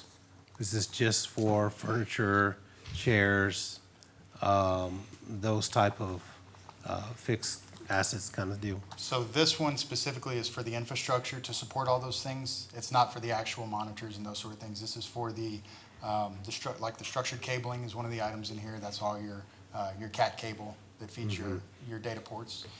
We have electrical in there, which also is to support all the infrastructure, electrical outlets, dedicated circuits, all that sort of good stuff. And then the self-performed work from Bartlett Cock to bring all that together. And this As a isn't a CMR. change order. This is just approving the furniture purchase. So it was already included in the Yeah. initial cost. It's not a Just change order. making sure that's part of that, so that way later on, if we've got to order the electrical items, it's going to be something else. You know, I'm just trying to make sure that, okay, we're approving the furniture now, and if we've got to do telecom later on, and then we also have to do the visual components, that it's all in sync. Right. So we can be aware of that those are Right. coming. And just to clarify, again, that word change order, I hate it because it's got nasty connotations around it. This would be a change order to Bartlett Cock's contract because Okay. Bartlett Cock does not have the infrastructure in their current contract for that. Therefore, this is a betterment. It is a change order, but it is budgeted elsewhere. So we're basically taking money out of one bucket that's already budgeted and moving it to a different bucket, but it's Yes. all within the same pot. That's the So- point I was trying to so make on that why- end. Why is it change order? Because we've already put this forward on our budget for the building itself. Right. So I don't understand why it's a change order. Because so think of it like two different buckets. There's the CMR's bucket, his contract, that's Bartlett Cock. And then there's the FF&E bucket, which is separate of Bartlett Cock. So in this case, the infrastructure and all the electrical technology, everything is being funded out of the FF&E budget. But Bartlett Cock is going to perform the work. So it's a change order to Bartlett Cock's contract because it's not in there now, but does that Yeah, make to sense? their contract, but not to the original building. Okay, sounds good. See, that's what you're leading us to believe, that we were adding a cost that wasn't there, but it's not. This is a cost we already anticipated. This is already in the budget. All it is allowing somebody else to purchase it. That's correct. It's Okay. within the bond-approved budget. It's not outside of that, correct. Because when we have residents reading this and saying, okay, you guys are spending money now on furniture, and now you're doing another change order to spend money for the visuals, the telephones are coming, everything else is coming, and you've got the monitoring system and the security system and the cameras, everything else, and then you also have the gates that are coming as well. They're going to be looking at it, and they're going to be saying, wow, you guys, I thought this was all part of the bond, but you guys are now approving 200,000 here, 300,000 there, 400,000 here. It's going to start getting people to start questioning, wait a minute, we approved a $30 million bond, and why are you guys, signing off on all this extra money for this stuff? And it's like, is this actually costing us more? So that's the perception that Yeah. some residents would probably So start we'll seeing when we're squash doing all that. It this. is not extra money. It is not outside the original budget. It is Right. within the original budget. Thank you, sir. Okay. Councilmember Flores-Kells. And can we clarify, all this is coming out of the bond, right? Correct? Okay, yeah. There's no pulling not a out of vibe general, thing. right. For the record, It's this is all coming budgeted out. within the bond. Hey, Bob, I want to say that you are doing really great. I appreciate you. I know usually there's somebody else up here, but you're doing really good. Oh, thank you. All right, anyone else? All right, all those in favor say aye. Aye. All opposed? Motion carries 6-0. Next up, agenda item 31, consideration and possible action on approval. And Ryan, are you mind making a phone call to proceed with contract negotiation with LCCX for test and balance services at the Public Safety Center? Mr. Farmer. Good evening, Mayor and Council. It's my turn up here. Bob Farmer, Senior Program Manager with AGCM. I want to tell you two things about this. One, I want to explain what it is, and then tell you about the solicitation and how we got here. This is air balance, so this is going in through the building and making sure all the spaces are getting the correct amount of air volume per the design. So this is a professional mechanical engineering firm that will go in and adjust everything using dampers and valves to make sure all the airflow is correct in the building. Back in June, we put out a solicitation, a request for qualifications for licensed mechanical engineers to provide this service. And we only received one response. Even though we did advertise, we posted it on the city's website, and I went directly to some other firms that their response was that we just don't have personnel to fit your schedule. So we got one response. The good news is that this firm, LCCX, is a well-known firm in the area. They're highly qualified. We're asking for approval to move into negotiation, ask them for a proposal to do the work, negotiate a contract, and we'll bring that back to council at your next meeting. So that's what we're asking for tonight. All right, any questions for Mr. Farmer? Motions? I'd like to make a motion to approve agenda item number 31, please. Motion by Councilmember Flores Kale, seconded by Councilmember Parsley, that we approve agenda item 31. Is there discussion on the motion? Councilmember Tobias. Okay, so when will this, so once the building is completely done, is when the testing will be obviously conducted, correct? We're ready for this now because they're installing air conditioning equipment in the building and it's getting closed in. So this process will be starting right away. Okay, so that way, before anything else happens, we can be able to see that each room is getting the adequate airflow and so forth. Because I've worked in big buildings before, especially in something like this, and the last thing we need to be worrying about is mold or air that's not getting into certain areas to where it's very hot in one section of the building. Right. Downstairs, you got people that are just freezing to death. I've worked in buildings like that, especially IBM and Apple, where it's just the airflow in those big buildings are just so off. But I think what you're trying to do here is to find it now at the building stage and try to correct it if you need to add another conduit and so forth, correct? This firm will make sure the airflow is based on the design that they're given is exactly per design. And there's another step to this. There's a commissioning agent that's already under contract through the architects that will go back and just test it to make sure that this firm set everything up correctly. So there's two parts of that testing procedure to make sure the airflow is correct. Yeah, just want to make sure that it is done correctly, because the last thing we need is when all the walls are put up in 2 years from now, right, when we got some rooms that are hot and cold, did we catch it or miss it and so forth? Absolutely. Thank you. Yeah, one of the things I also do is go back with the return air. So the return air is key to the building as well, making sure the return air is in the right places. And, with the different rooms, it's going to be dampers. So the dampers, making sure it's a big enough damper on the system as well. So there's going to be a lot of aspects to it. So it definitely is very important. So is there a motion already for this? Yes. I'd like to make a motion to approve agenda item number 32. No, hang on. There's a motion Oh, already for 31. All right. So is there any further discussion on agenda item 31? We do already have a motion, agreed? Oh, we got a motion? Okay, all right. Okay. We do. Okay, all Parsley. right. All those in favor say aye. Aye. All opposed. Motion carries 6-0. Next up, agenda item 32, that's second reading and ordinance amending chapter 53. Zoning of the City of Kyle, Texas, for the purpose of amending section 53-1230 to add indoor firing range to the entertainment zoning district and amend the associated zoning use chart. Council voted 6-1 at the last reading. Is there any further discussion on this item? Motions? I'd like to make a motion, Mayor, to approve section agenda item number 32. Second. Motion by Councilmember Tobias, seconded by Councilmember Parsley, that we approve agenda item 32. Is there discussion on that motion? All those in favor say aye. Aye. All opposed? Nay. Motion carries 5-1. All right, next up, agenda item 33, consideration and approval of applying for the Railroad Crossing Elimination Program Grant number 20.327 of the Infrastructure Investment and Jobs Act. Good evening, Mayor and Council. David Amsler, Management Analyst for the record.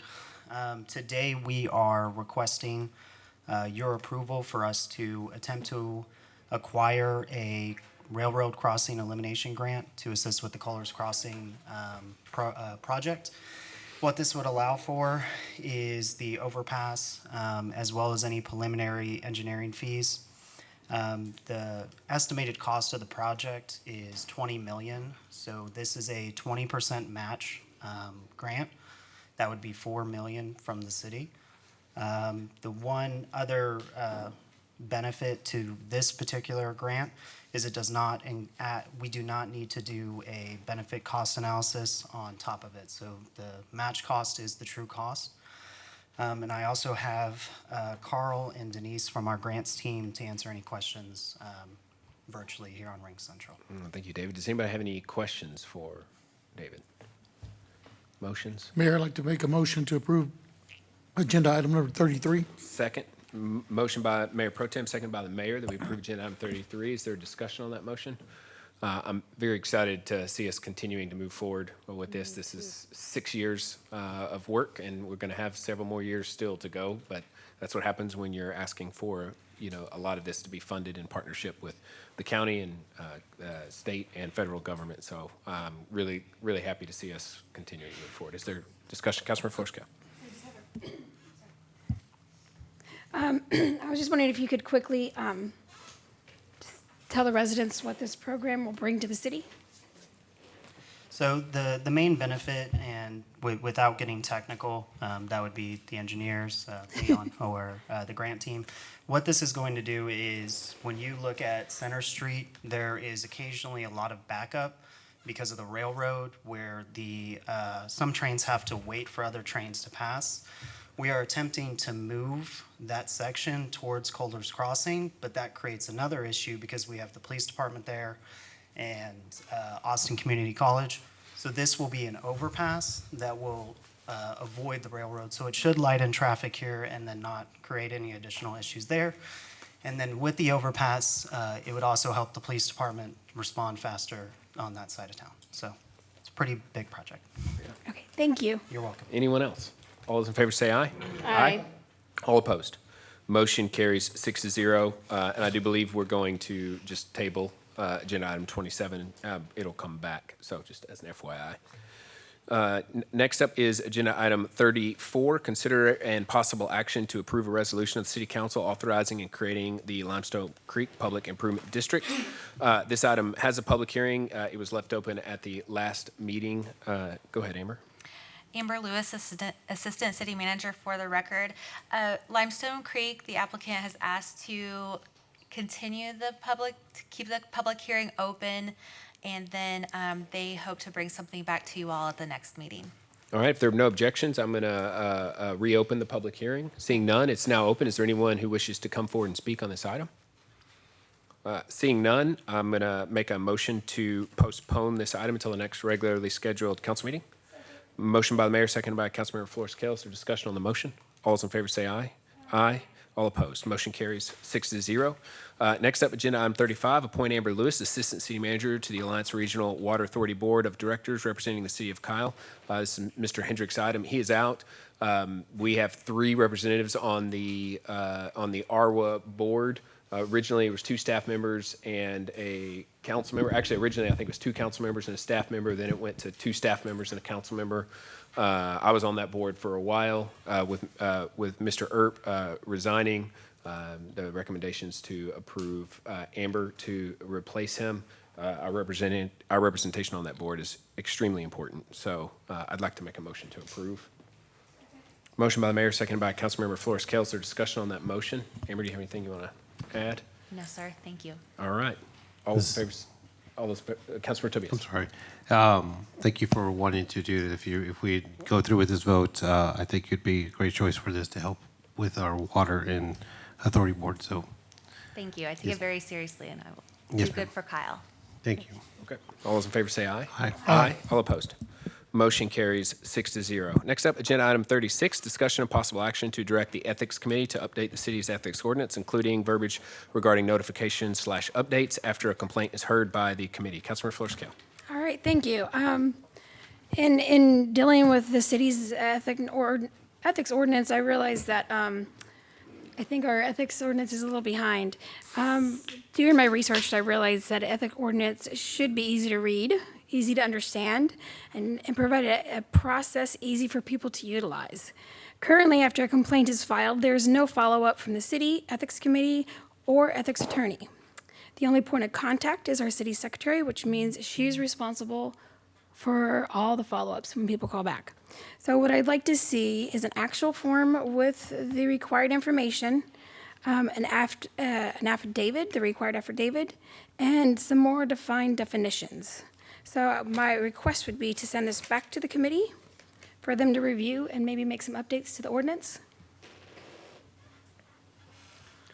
So you're wanting them to add Well, an really, affidavit? So what I'd like is just general discussion to make sure everybody's on board with this. But yes, so the ethics process requires like the complaint, and it has a whole bunch of information that people may not understand how to put it into a complaint. And then you're required to have an affidavit, which is notarized. And then you are, after that, then you submit it, and then there's nothing. So there's no city contacting you, telling you, hey, this is what happened, or even like, there was nothing from it. It's just nothing. And so I thought that was kind of a broken process as far as like following up and finishing it. And so what I wanted to see was, something along the way where even if it's just an email with an attachment, with any kind of notification or information for that whoever filed, as a courtesy. So you're asking the ethics board to update the ethics ordinance to clarify from the standpoint of the complainant being notified back after, if the complainant makes a complaint, the follow-up so that they know what the outcome of that was? Yes, so that is definitely part of it. But I want them to review the whole thing and maybe even have more defined verbiage in there because some of it's really vague. And so I noticed that there are consequences for people who file a false report, and there's consequences for that, but there's no other consequences defined. And so it may be easier for people to decide if they want to file if the ordinance is a little bit easier to read and to understand. Okay. Councilor Tobias. Okay. Maybe a suggestion, Ms. Forskell, if you want to go with this, is that if, let's say, the ethics committee receives a complaint or so forth, right?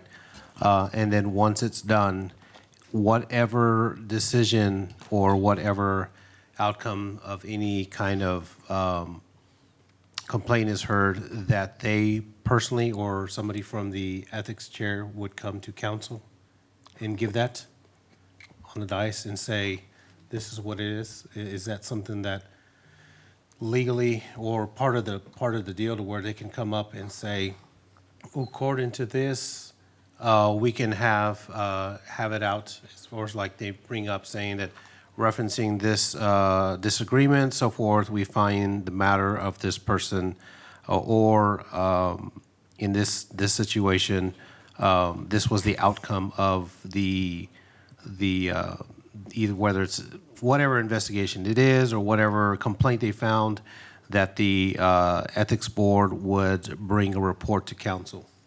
Would that be something of that nature? I love that idea, but I'm gonna be on, and I think that's something they should look into. But what I want is for the ethics committee, the people who actually go through the process, to kind of figure out what they think would be the proper procedure. Okay. But again, with that recommendation, I think is great because it's updating everybody, including the complainant, hopefully, and keeping transparency a little bit more. Or whether it's through, what would you suggest, email? In Yeah, that sense, email or a formal email of the findings?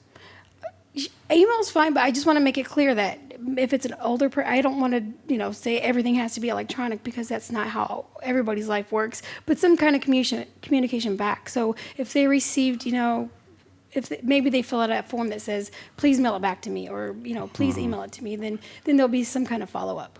Okay.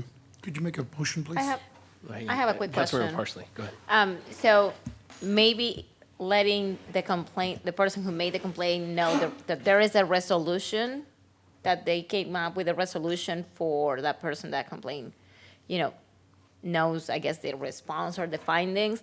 Is that, I don't know if they can come to council with a complaint against the city or the council or city managers or stuff like that. I really don't know exactly what the ethics ordinance says about that, but if they will come to council, then we would be notified ahead of time, or that's not something that can be done? I don't think that could be done, only because once something's filed, it's not supposed to be Okay, talked about. but they will be able to come and give us a resolution. And will that apply just to council? Will that apply to the entire city, to all the staff? How does that work? I think it should just be up to the ethics committee. I'm going to be honest. Well, I actually, think- I do agree with you. I think the Yeah, ethics committee is the right body to consider these things, because the ethics attorney would be there to advise them. Okay. Because I have thoughts about all this, but I don't know that we're the right body. So I really do agree with your approach on this. So I agree. Would you like to make a motion on Yes, I would like to make a motion to direct the Ethics Committee to review and update the city's ethics ordinance, including verbiage regarding notification/updates after a complaint is heard by the committee. Second. Motion by Councilmember Flores Kale, seconded by Councilmember Parsley, that we send this item to the Ethics Committee the Ethics Ordinance to the Ethics Committee with the updates that she requested. Is there discussion on that motion? All those in favor say aye. Aye. All opposed.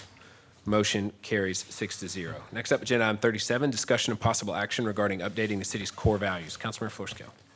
Thank you. 2 in a row, that's a lot. Maybe we break these up. Okay, so I think with all the changes the city's going through, it's time to reevaluate the city's values and expectations placed on staff. Knowledge, yes attitude, leadership, E is Employee accountability. there you go. Employee accountability. They may have worked in the past, but moving forward, core values such as yes attitude should only be used at appropriate times. Not everything and everyone should be told yes. In fact, some situations should start as a no until a yes is earned. I would like to see the city's core values updated using all staff input. We can do this by sending out links, using anonymity. The employees could respond and provide feedback regarding what is important to them, what past core values don't work, and why they didn't work and why, and finally gain feedback as to what they deem realistic, attainable goals. They are, in fact, the backbone to this city and are the ones who are qualified to enlighten us with this information. So I'm just kind of curious as to what everybody thinks about this. I think it's a good time to just kind of start fresh and get some real feedback and move on from there. Does anybody have any feedback for Councilmember Flores Kale? Councilmember Tobias.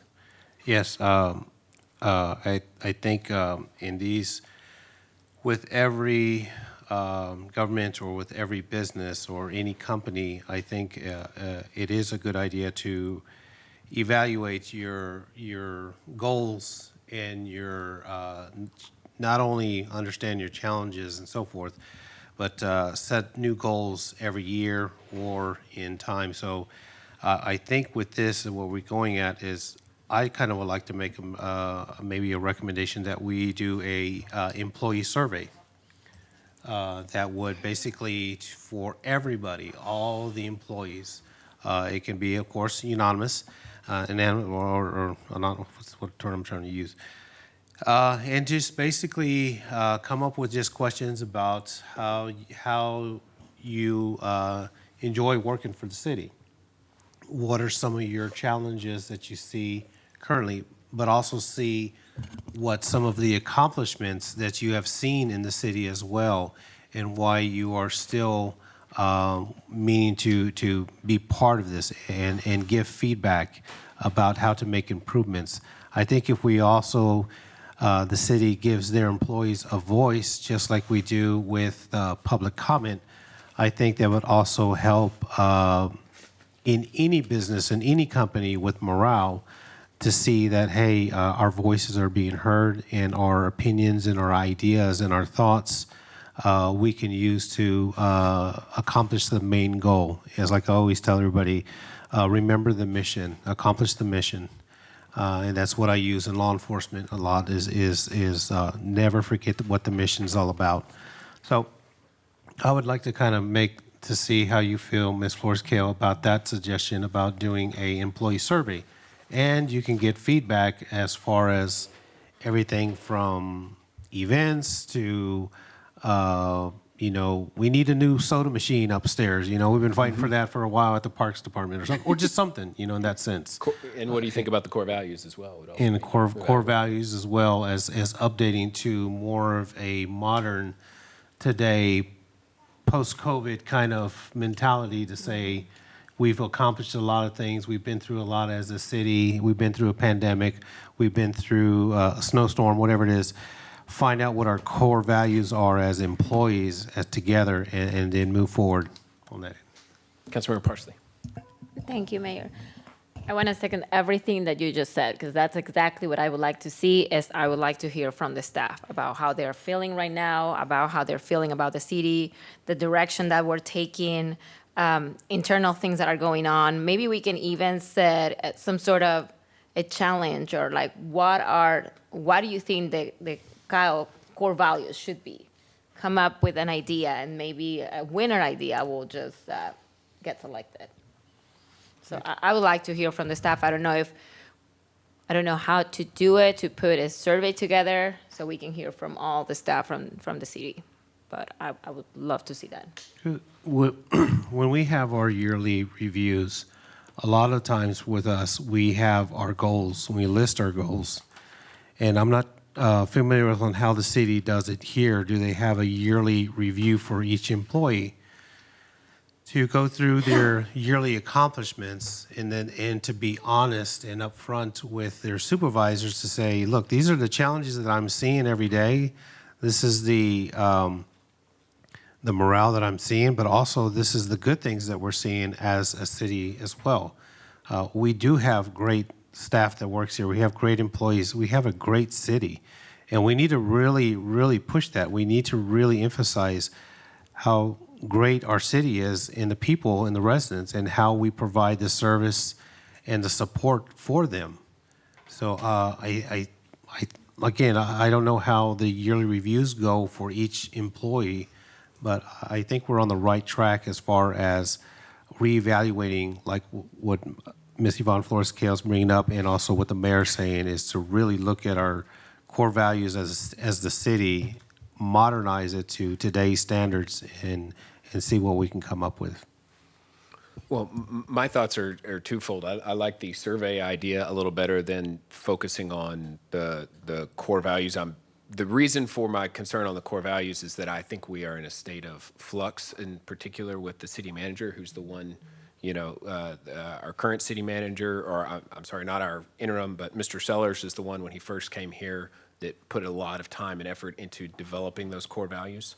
And if it is the case that we are going to make a transition, as that transition happens, we would want to look at bringing that person in to have a look at the core values. So I'm trying to be careful how I speak on it, but so there's some concern about trying to do that now and then make move. But the survey part, what do you think about the core values, and allowing for feedback on them is at least a first step. Maybe that's kind of what you're trying to say in terms of we are in a state of flux, and so it would be a good opportunity for there to be feedback from staff.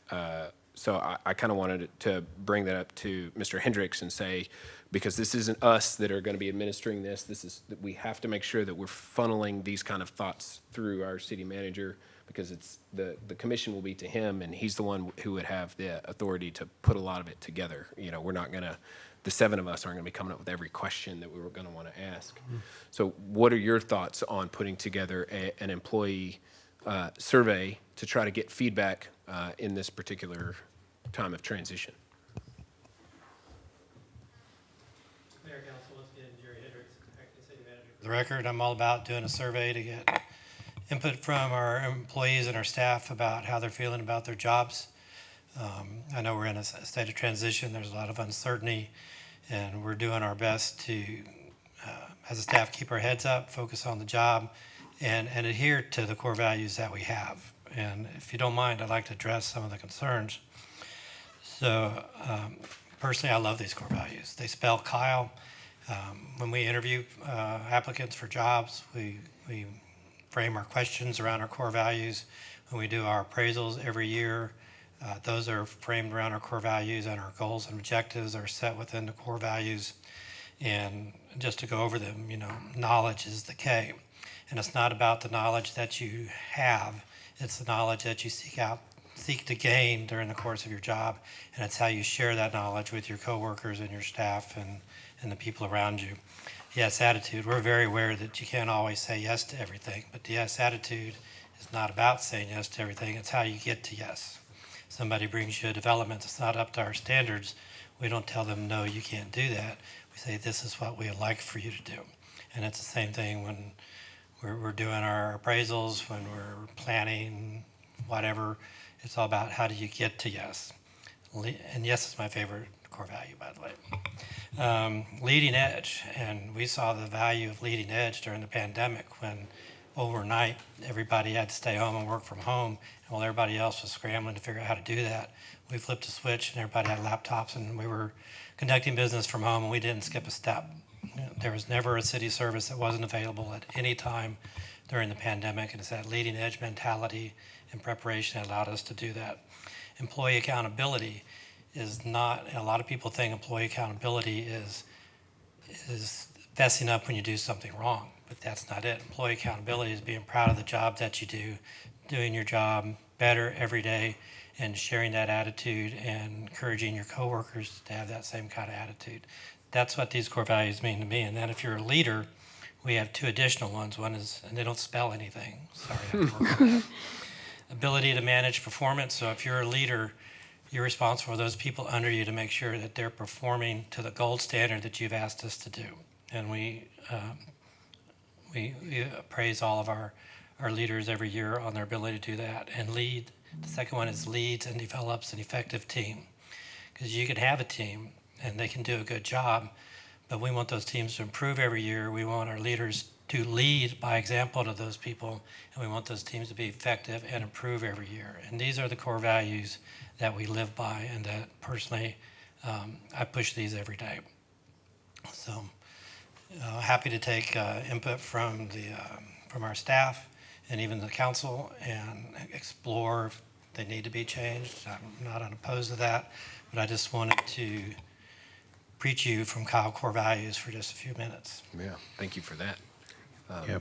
Does anybody have any thoughts? I'm glad you're leading your leaders to hold your employees up to a standard. But I also want to make sure that they feel that they have their own personal goals to reach as well. Part of being a leader and part of being a supervisor is making sure that you also have the people that work beside you, not under you, beside you, have value and have their own personal goals. Because again, the way I look at it, in my sense, they are going to be the future leaders of this city, and you want them to be. So we have to make sure that whoever we're leading, that we're also giving them a teaching moment, and that we're showing them leading by example, because these are the people that are instilling the history of Kyle and what we're made of, and you want to be able to pass that on to the next employee, because you never know that person that you just hired that may work for the Parks Department or that works at the library. That could be our next director. Sure. And so you want to be able to make sure that we emphasize each employee, each one of them, their value. And like I said, I don't know how, if the departments do yearly review on each employee and ask them like what your goals are, where do you see yourself 5 years from now, 10 years from now, address any concerns, and then really listen to them and then put them together to make a EDF and employee development file to where I'm going to help you reach those goals. And when you do that, it makes them feel more empowered, and it makes them feel more important, and it makes them want to come in every day at 7 o'clock and put in the long hours that we see. And when we have something like the pandemic, when we have something like the snowstorm, and and we have something when it comes to the food drives and stuff, we don't need to ask. They're already there because they understand what we're all about. Right. It's about the mission. And just to respond to that, we do the annual reviews. The way it starts is employees do their own self-reviews, and that's where we get their feedback. And then the self-reviews are submitted to the supervisor. The supervisor reviews those, makes comments of their own, and they sit down together and they go through those, and they talk through what the employee's goals are, areas of improvements. The employee can offer areas of improvement for the supervisor, and it goes back and forth. And then when it's done, they both sign off on those, and then many times it goes to the next level supervisor for reviews. So the appraisals are a two-way street. The other rule we try to really put out to people in their appraisal is nothing in that annual review should be a surprise to anybody. That we're constantly talking to our employees and talking about their performance, how they can make their performance better, how the supervisor can be a better supervisor. There's a two-way communication that should be happening year-round, so nothing on that appraisal should be a surprise to anybody. I think it's pretty telling to have Mr. Hendrix as our acting city manager at the current moment, because he's certainly, I think, the right person for the job as far as being very staff-focused, which Mr. Hendrix has been the chief of staff for the majority of the years that he's been here, and now he has the opportunity to be the big chief of staff. And so I can sense your desire and your sense of ownership over our current state and desire to see it improved. And so for myself, I do not have a desire to change our core values at this moment. So I want to be clear about what my position is. I'm open to having if in particular, if it's something Jerry thinks would be, Mr. Hendrix thinks would be of value, I'm open to having, giving some direction on a survey, but I don't want it to be a survey that's limited in scope or with the intent of trying to fish out for new core values to be presented, in particular with your testimony that you love our core values. So now is not the time in my position to try to undo our core values, but to we're about to live them out. Our yearly reviews as well. Okay. Councilor Flores-Kill. Thank you. So I think coming from the stance of if I just looked at the KYLE individually and not in our current situation, I could agree with what you're saying. But unfortunately, I feel certain things in the core values become weaponized when we say, saying yes is such a necessity. And not on your behalf, but, previous. And so it could make staff a little uncomfortable to feel like they always have to say yes. And so even though I don't agree with the why, and I know it's your favorite, that's not to say that we can't continue to use KYLE and just maybe after the survey, use the surveys as a time to figure out if we want to redo our core values. It doesn't have to say, okay, this survey is for core values. We can say this survey is to get feedback from the staff, and then from that, can we reevaluate if we want to change our core values? Because what we may like and what you may like may be different than the majority of staff. And for me, my staff here is important, and I want to make sure that they're being heard.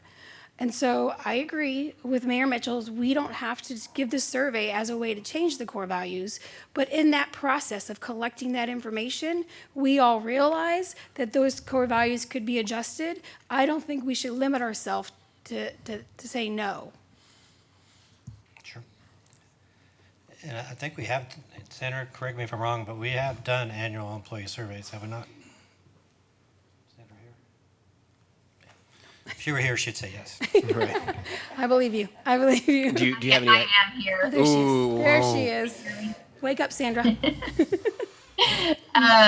We have done the employee surveys. It's called employee satisfaction surveys in the past.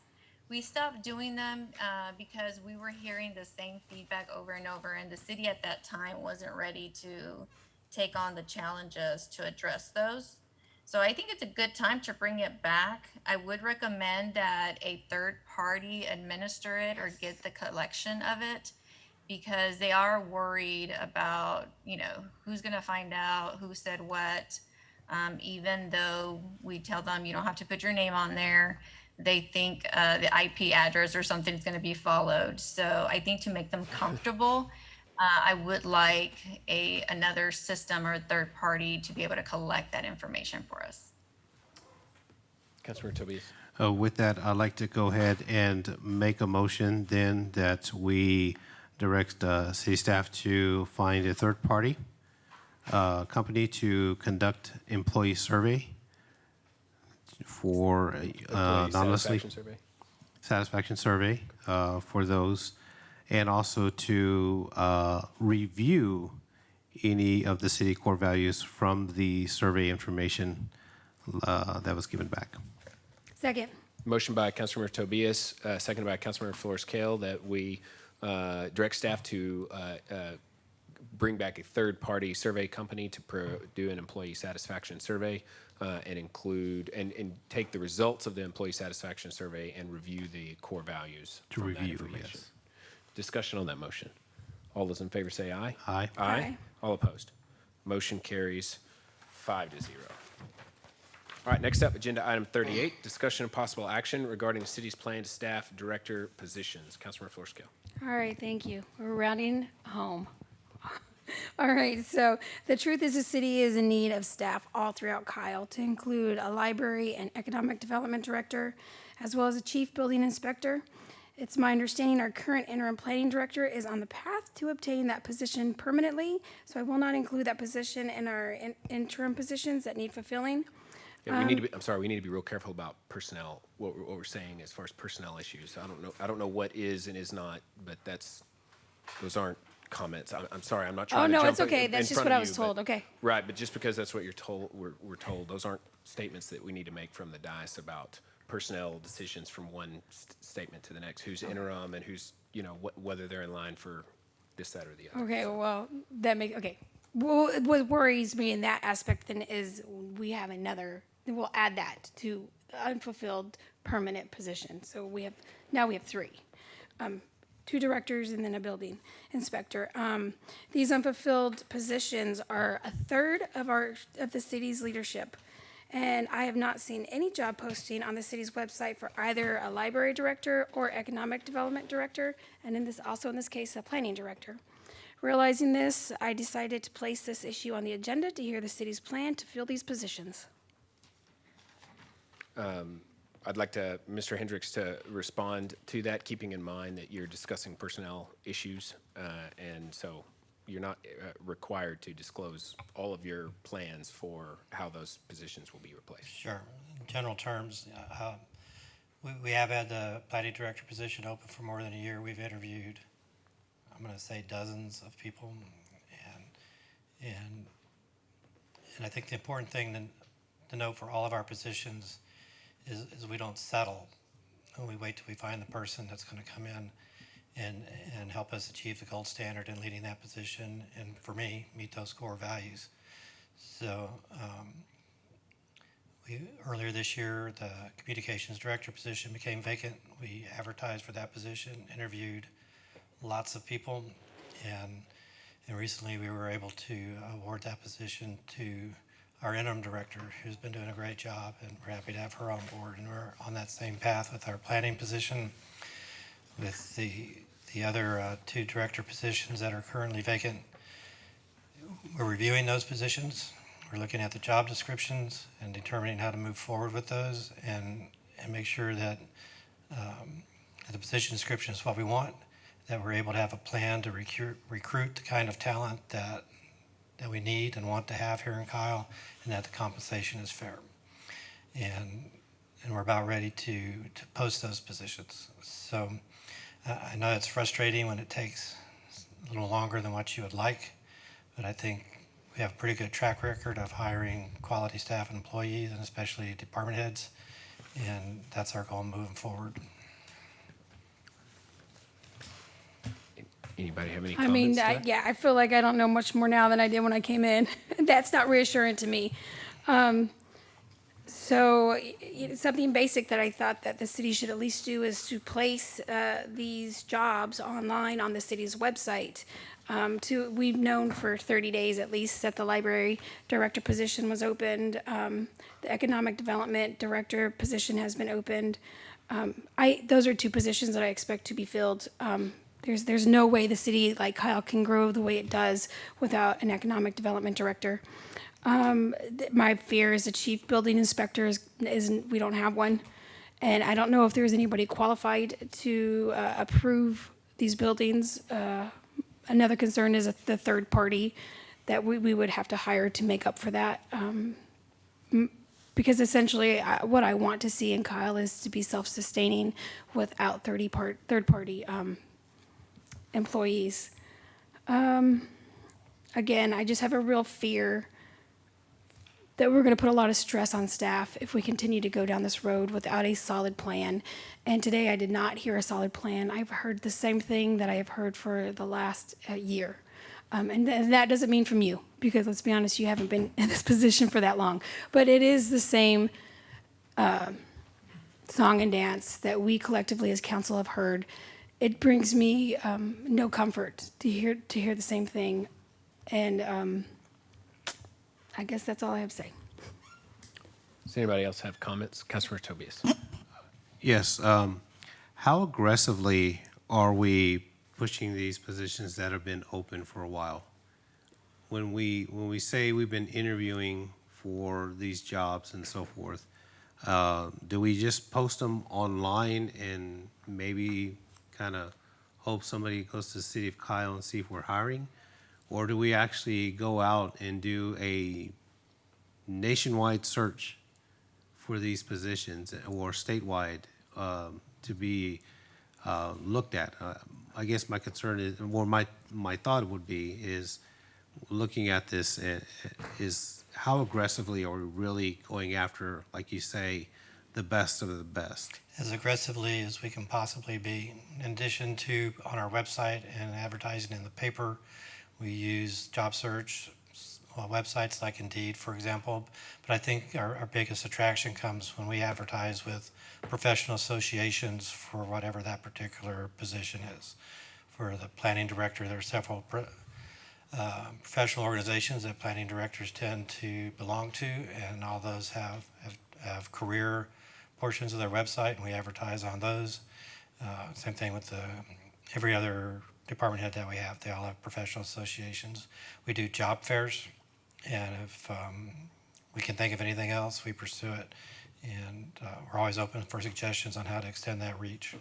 Okay, so to be fair with staff, and you guys are looking at them, do you see a real change in the job market for these types of positions to where you're not getting the qualified person, or let's say the people that are applying, they see what's required to work here at the city? Is it not attractive to them, knowing that maybe they have to be in an office setting versus being virtual or something of that nature? What has been some of the feedbacks from the people that you've interviewed and maybe have actually even given the job offer to, and they've turned down? What was some of their responses? I think our biggest challenge right now is just the job market in general. We've made offers, and their current employer has countered with offers that we can't match, and we've all made offers, and they were looking at other jobs too, which you expect somebody in the job market, and they got hired by somebody else. Yep. So I think we have to be more nimble in how we make our offers and how we consider applicants that are qualified and that are attractive to us. But it's just a really tough job market right now, and it's this job seekers market. Just like if you're selling a house, it's a seller's market right now. So we have to figure out ways to be more nimble, I think, is our biggest challenge. And that's the point I'm trying to make. I'm not trying to come down on the city by saying you guys are just putting it out there. Again, I understand that there is a tight job market out there. Even though people say everybody's hiring, not everybody has the same expertise as what we're looking for as well. So that's something that we need to keep in mind, that even though they're applying and they're saying, okay, well, we're still waiting for some people to come in, it's just like our police department. You know, they are so desperately trying to get applicants in, but other applicants are really looking and saying, how can it benefit me if it means I can be closer to home, the pay is higher, the accreditations, they're willing to pay my accreditations, they're willing to pay for my uniforms, because there's still some agencies to where you've still got to pay your own gear, pay for your own gear and your own uniforms. So I think it's those incentives that I think a lot of people, when they're applying for these positions, are looking at. So I agree. I'm just trying to be fair on that end. Thank you. Yeah. Go ahead, Councilmember Fishko. And I don't know what we can do to ensure that we're keeping staff. Like, I know there's been a lot of turnover for personal reasons and not necessarily with the city, but what can we do to keep the staff we have? And to make them excited to come to work and to make them not question their employment here. My goal has always been to build a bridge with the communication with staff, and it doesn't mean politically, right? We don't want to build those relationships. But prior to, we've had very short to no communication with staff, and I don't think that's working, because I don't know anything about public works. I don't know anything about engineering. And if I need to reach out to one of those directors, I don't want them to feel scared to say, yes, let's meet, or yes, let's. So my hope is with the current acting city manager, you see that and you help build these bridges instead of trying to put roadblocks in them. So if whatever we can do also to try to keep this staff, let's talk about that. What does that look like? Let's do Well, whatever I it takes. have a lot of feedback I want to give on those statements that were just made, but I don't really know that now is the time. I just want to say that in terms of staff that we want to retain, right now, the number one priority on my list is the current acting city manager. As the person who I want to retain, I want him to feel supported by this body, and that he has just a ton on his shoulders and on his plate right now. And there's no one more qualified and who has more experience hiring department heads and leadership in the city of Kyle. He has more experience and knowledge in these matters than this dais put together times 10. In particular on as it relates to the personnel matters in the city of Kyle. So I want to give my vote of confidence, and Jerry and I have had rounds through the years, but that's just me wanting to say what I feel is important to say, that I have a lot of confidence that you will fill those positions in the time that you think is appropriate, not necessarily in the time that I individually think is appropriate, because I know you're weighing a lot of different factors. And what the acting city manager would probably say is the best way for retention is incentive. We just had a situation with our pool where we were not able to get lifeguards, and the council came together and said, how do we do that? We looked at the leader. We didn't go out and try to hire the lifeguards ourselves, although we were supportive of that. I did go out and try to recruit, I guess, a little bit on my own. But the main way was through we got real competitive. It made the news how competitive that we got in that recruitment process, and it made an instant impact. And the feedback we just heard from the city manager is the job market is hard, which is the same thing as the pool situation. If we want to make an impact, let's go at that, as opposed to trying to look at the acting city manager and say, hey, just do a better job.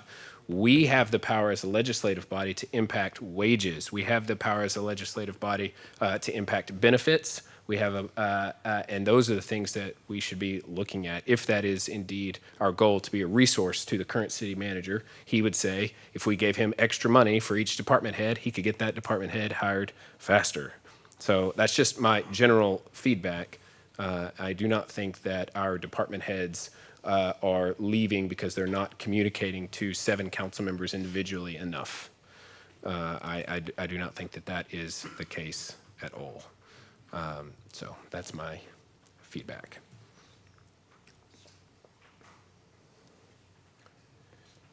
Anyone else? Councilmember Parsley. I just quickly wanted to say thank you, Jerry, because I know that there has been a lot going on, And I cannot imagine the pressure that you have right now. So I just want you to know that we appreciate what you're doing. The other thing I wanted to say is like, when we went to our trip to Grand Junction, we were talking about Michael. And I remember something you said about when you were interviewing him to hire him, and it really made a huge impression what got you to hire him. So after that, I have full trust on what you're doing to hire our staff, because you're just not gonna hire anybody. You're really looking for Kyle material. That's right. So I just wanted to know that I appreciate. We all know that the job market is really rough right now. There are job offerings everywhere. And so it's gonna happen to the city. And I believe it's even harder to hire the type of staff that we're needing, because, you know, just like we need it, there are other cities around us needing this. So whatever we can do as council to help, it's, you know, something I will do. I followed the city of Kyle on LinkedIn, and I saw the posting and reshared that immediately and got a couple of likes. So if that's something, that's what it takes, then just let us help however we can. Yeah, well, I just want to comment, I have a great team around me. It makes it a lot easier and fun, and couldn't do it without them. Thank you. Any other discussion on this item? You're doing great. All right, we're going to move on to agenda item 39, accept the resignation of Dex Ellison, Councilmember District 1. As this body is aware, Councilmember Ellison submitted his resignation in writing and has come in and signed the resignation letter. That was submitted last Monday or Tuesday, I believe, one of those 2 days. And by state statute, it becomes effective with or without action from this board, 8 business days, I believe, or maybe 8 calendar days. So that's imminent to happen, but as is the tradition and custom of this council, whenever there's an early resignation, we typically accept that in the form of a vote. So with that, I'd like to motion to approve agenda item number 39, accepting the resignation of Councilmember Ellison. Second. It's moved by the mayor, seconded by Councilmember Flores-Cale. Is there discussion on the motion? Councilmember Tobias. Dex, if you're watching, I just wanted to, first of all, say thank you for everything you've done for the city and for the residents. This is a very challenging time for all of us, but we will get through all this together as council, and I want to wish you the best. Thank you for involving me with your Peace and Progress summits. Those were amazing. You made a difference. I want you to know that you made a difference. So with that, I wish you the best of luck, and you can reach out to me anytime, sir. Anyone else? Mayor Pro Tem. Sorry. So I've been on dais now for 3 years, and got to work next to Councilmember Ellison. Even though him and I didn't always agree on a lot of things, one thing I did love was his knowledge of the city. I did enjoy his conversations when we had some conversations about different projects or things the city was experiencing. I definitely enjoyed working with him on our task force. The knowledge he brought to the task force was really helpful, and his love for the city as well. Yeah, it's definitely tough. I mean, I know that the job that we do here is not always, welcome. Sometimes it's, sometimes even we are looked down on. It's a tough job. It's not the easiest job in the world when you're giving of your time.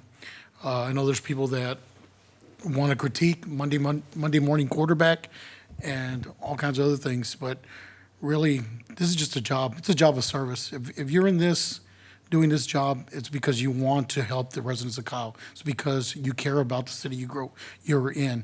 It's because you want to make a difference. And Councilmember Ellison wanted to make a difference. Every meeting, he wanted to make a difference. And the items he brought forward to the city, he wanted to make a difference.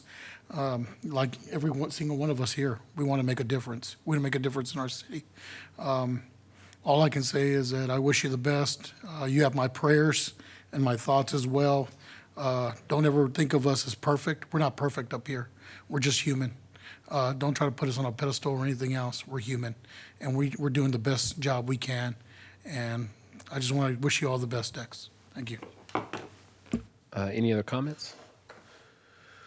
Yeah, I've the one up here who had the privilege of serving, first meeting Councilmember Ellison when he was on the Planning and Zoning Committee, when he sat, actually, I believe, in that exact same chair that he's been sitting in for the last 4.5 years.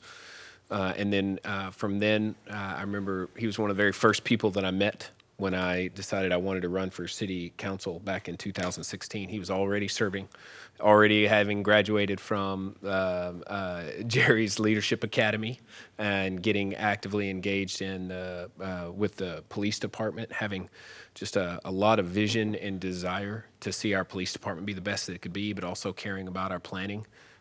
Being elected as chair of planning and zoning, and then eventually running for council. And during that time that he ran for council, having to really earn it. You know, the first time he didn't make it, and then eventually he did.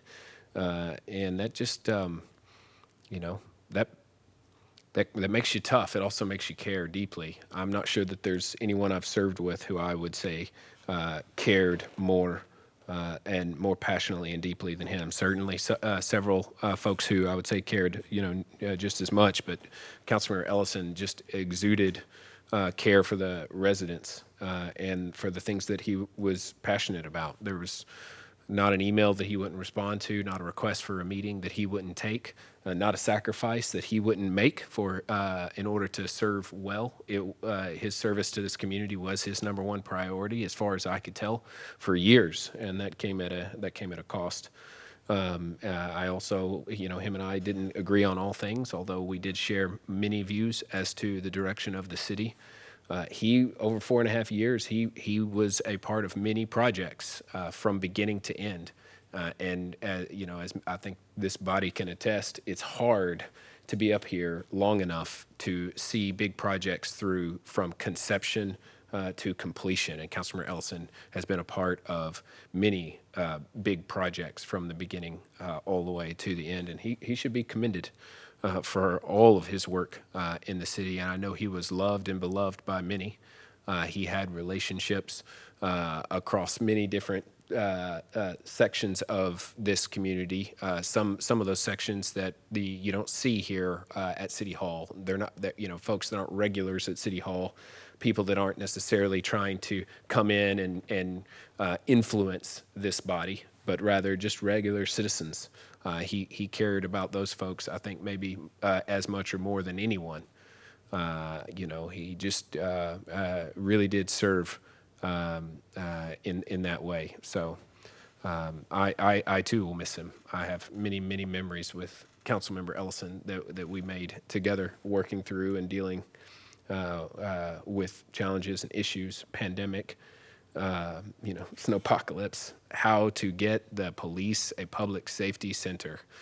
He was there from the very beginning on that, and that was not an easy task. And so his involvement on that project as well, I think, will be a legacy for him. And then also some of those personal projects, as has been mentioned, the Dialogues for Peace and Progress, something that he started several years ago and gave a lot of effort and energy to putting forward. And it would be sad, I think, if those events did not continue. I think he would feel honored if they did. So those are my thoughts as well. Councilmember Ellison will receive some going away gifts and from staff, and I truly wish him all the best, because he deserves it. Any further discussion? Councilmember Parsley. Thank you. So I do want to, I hope that he knows that how much I appreciated him in the way that he reached out to me, even when I was running for council. The questions that he was asking me were always challenging. And so I really appreciate what he did for me, kind of getting me ready. And once I'm here, interestingly, he's one of the first persons that I have had arguments with that I know I'm going to have to get back and get along because there's just no divorce going on. So, so I appreciate him challenging me the way he did it.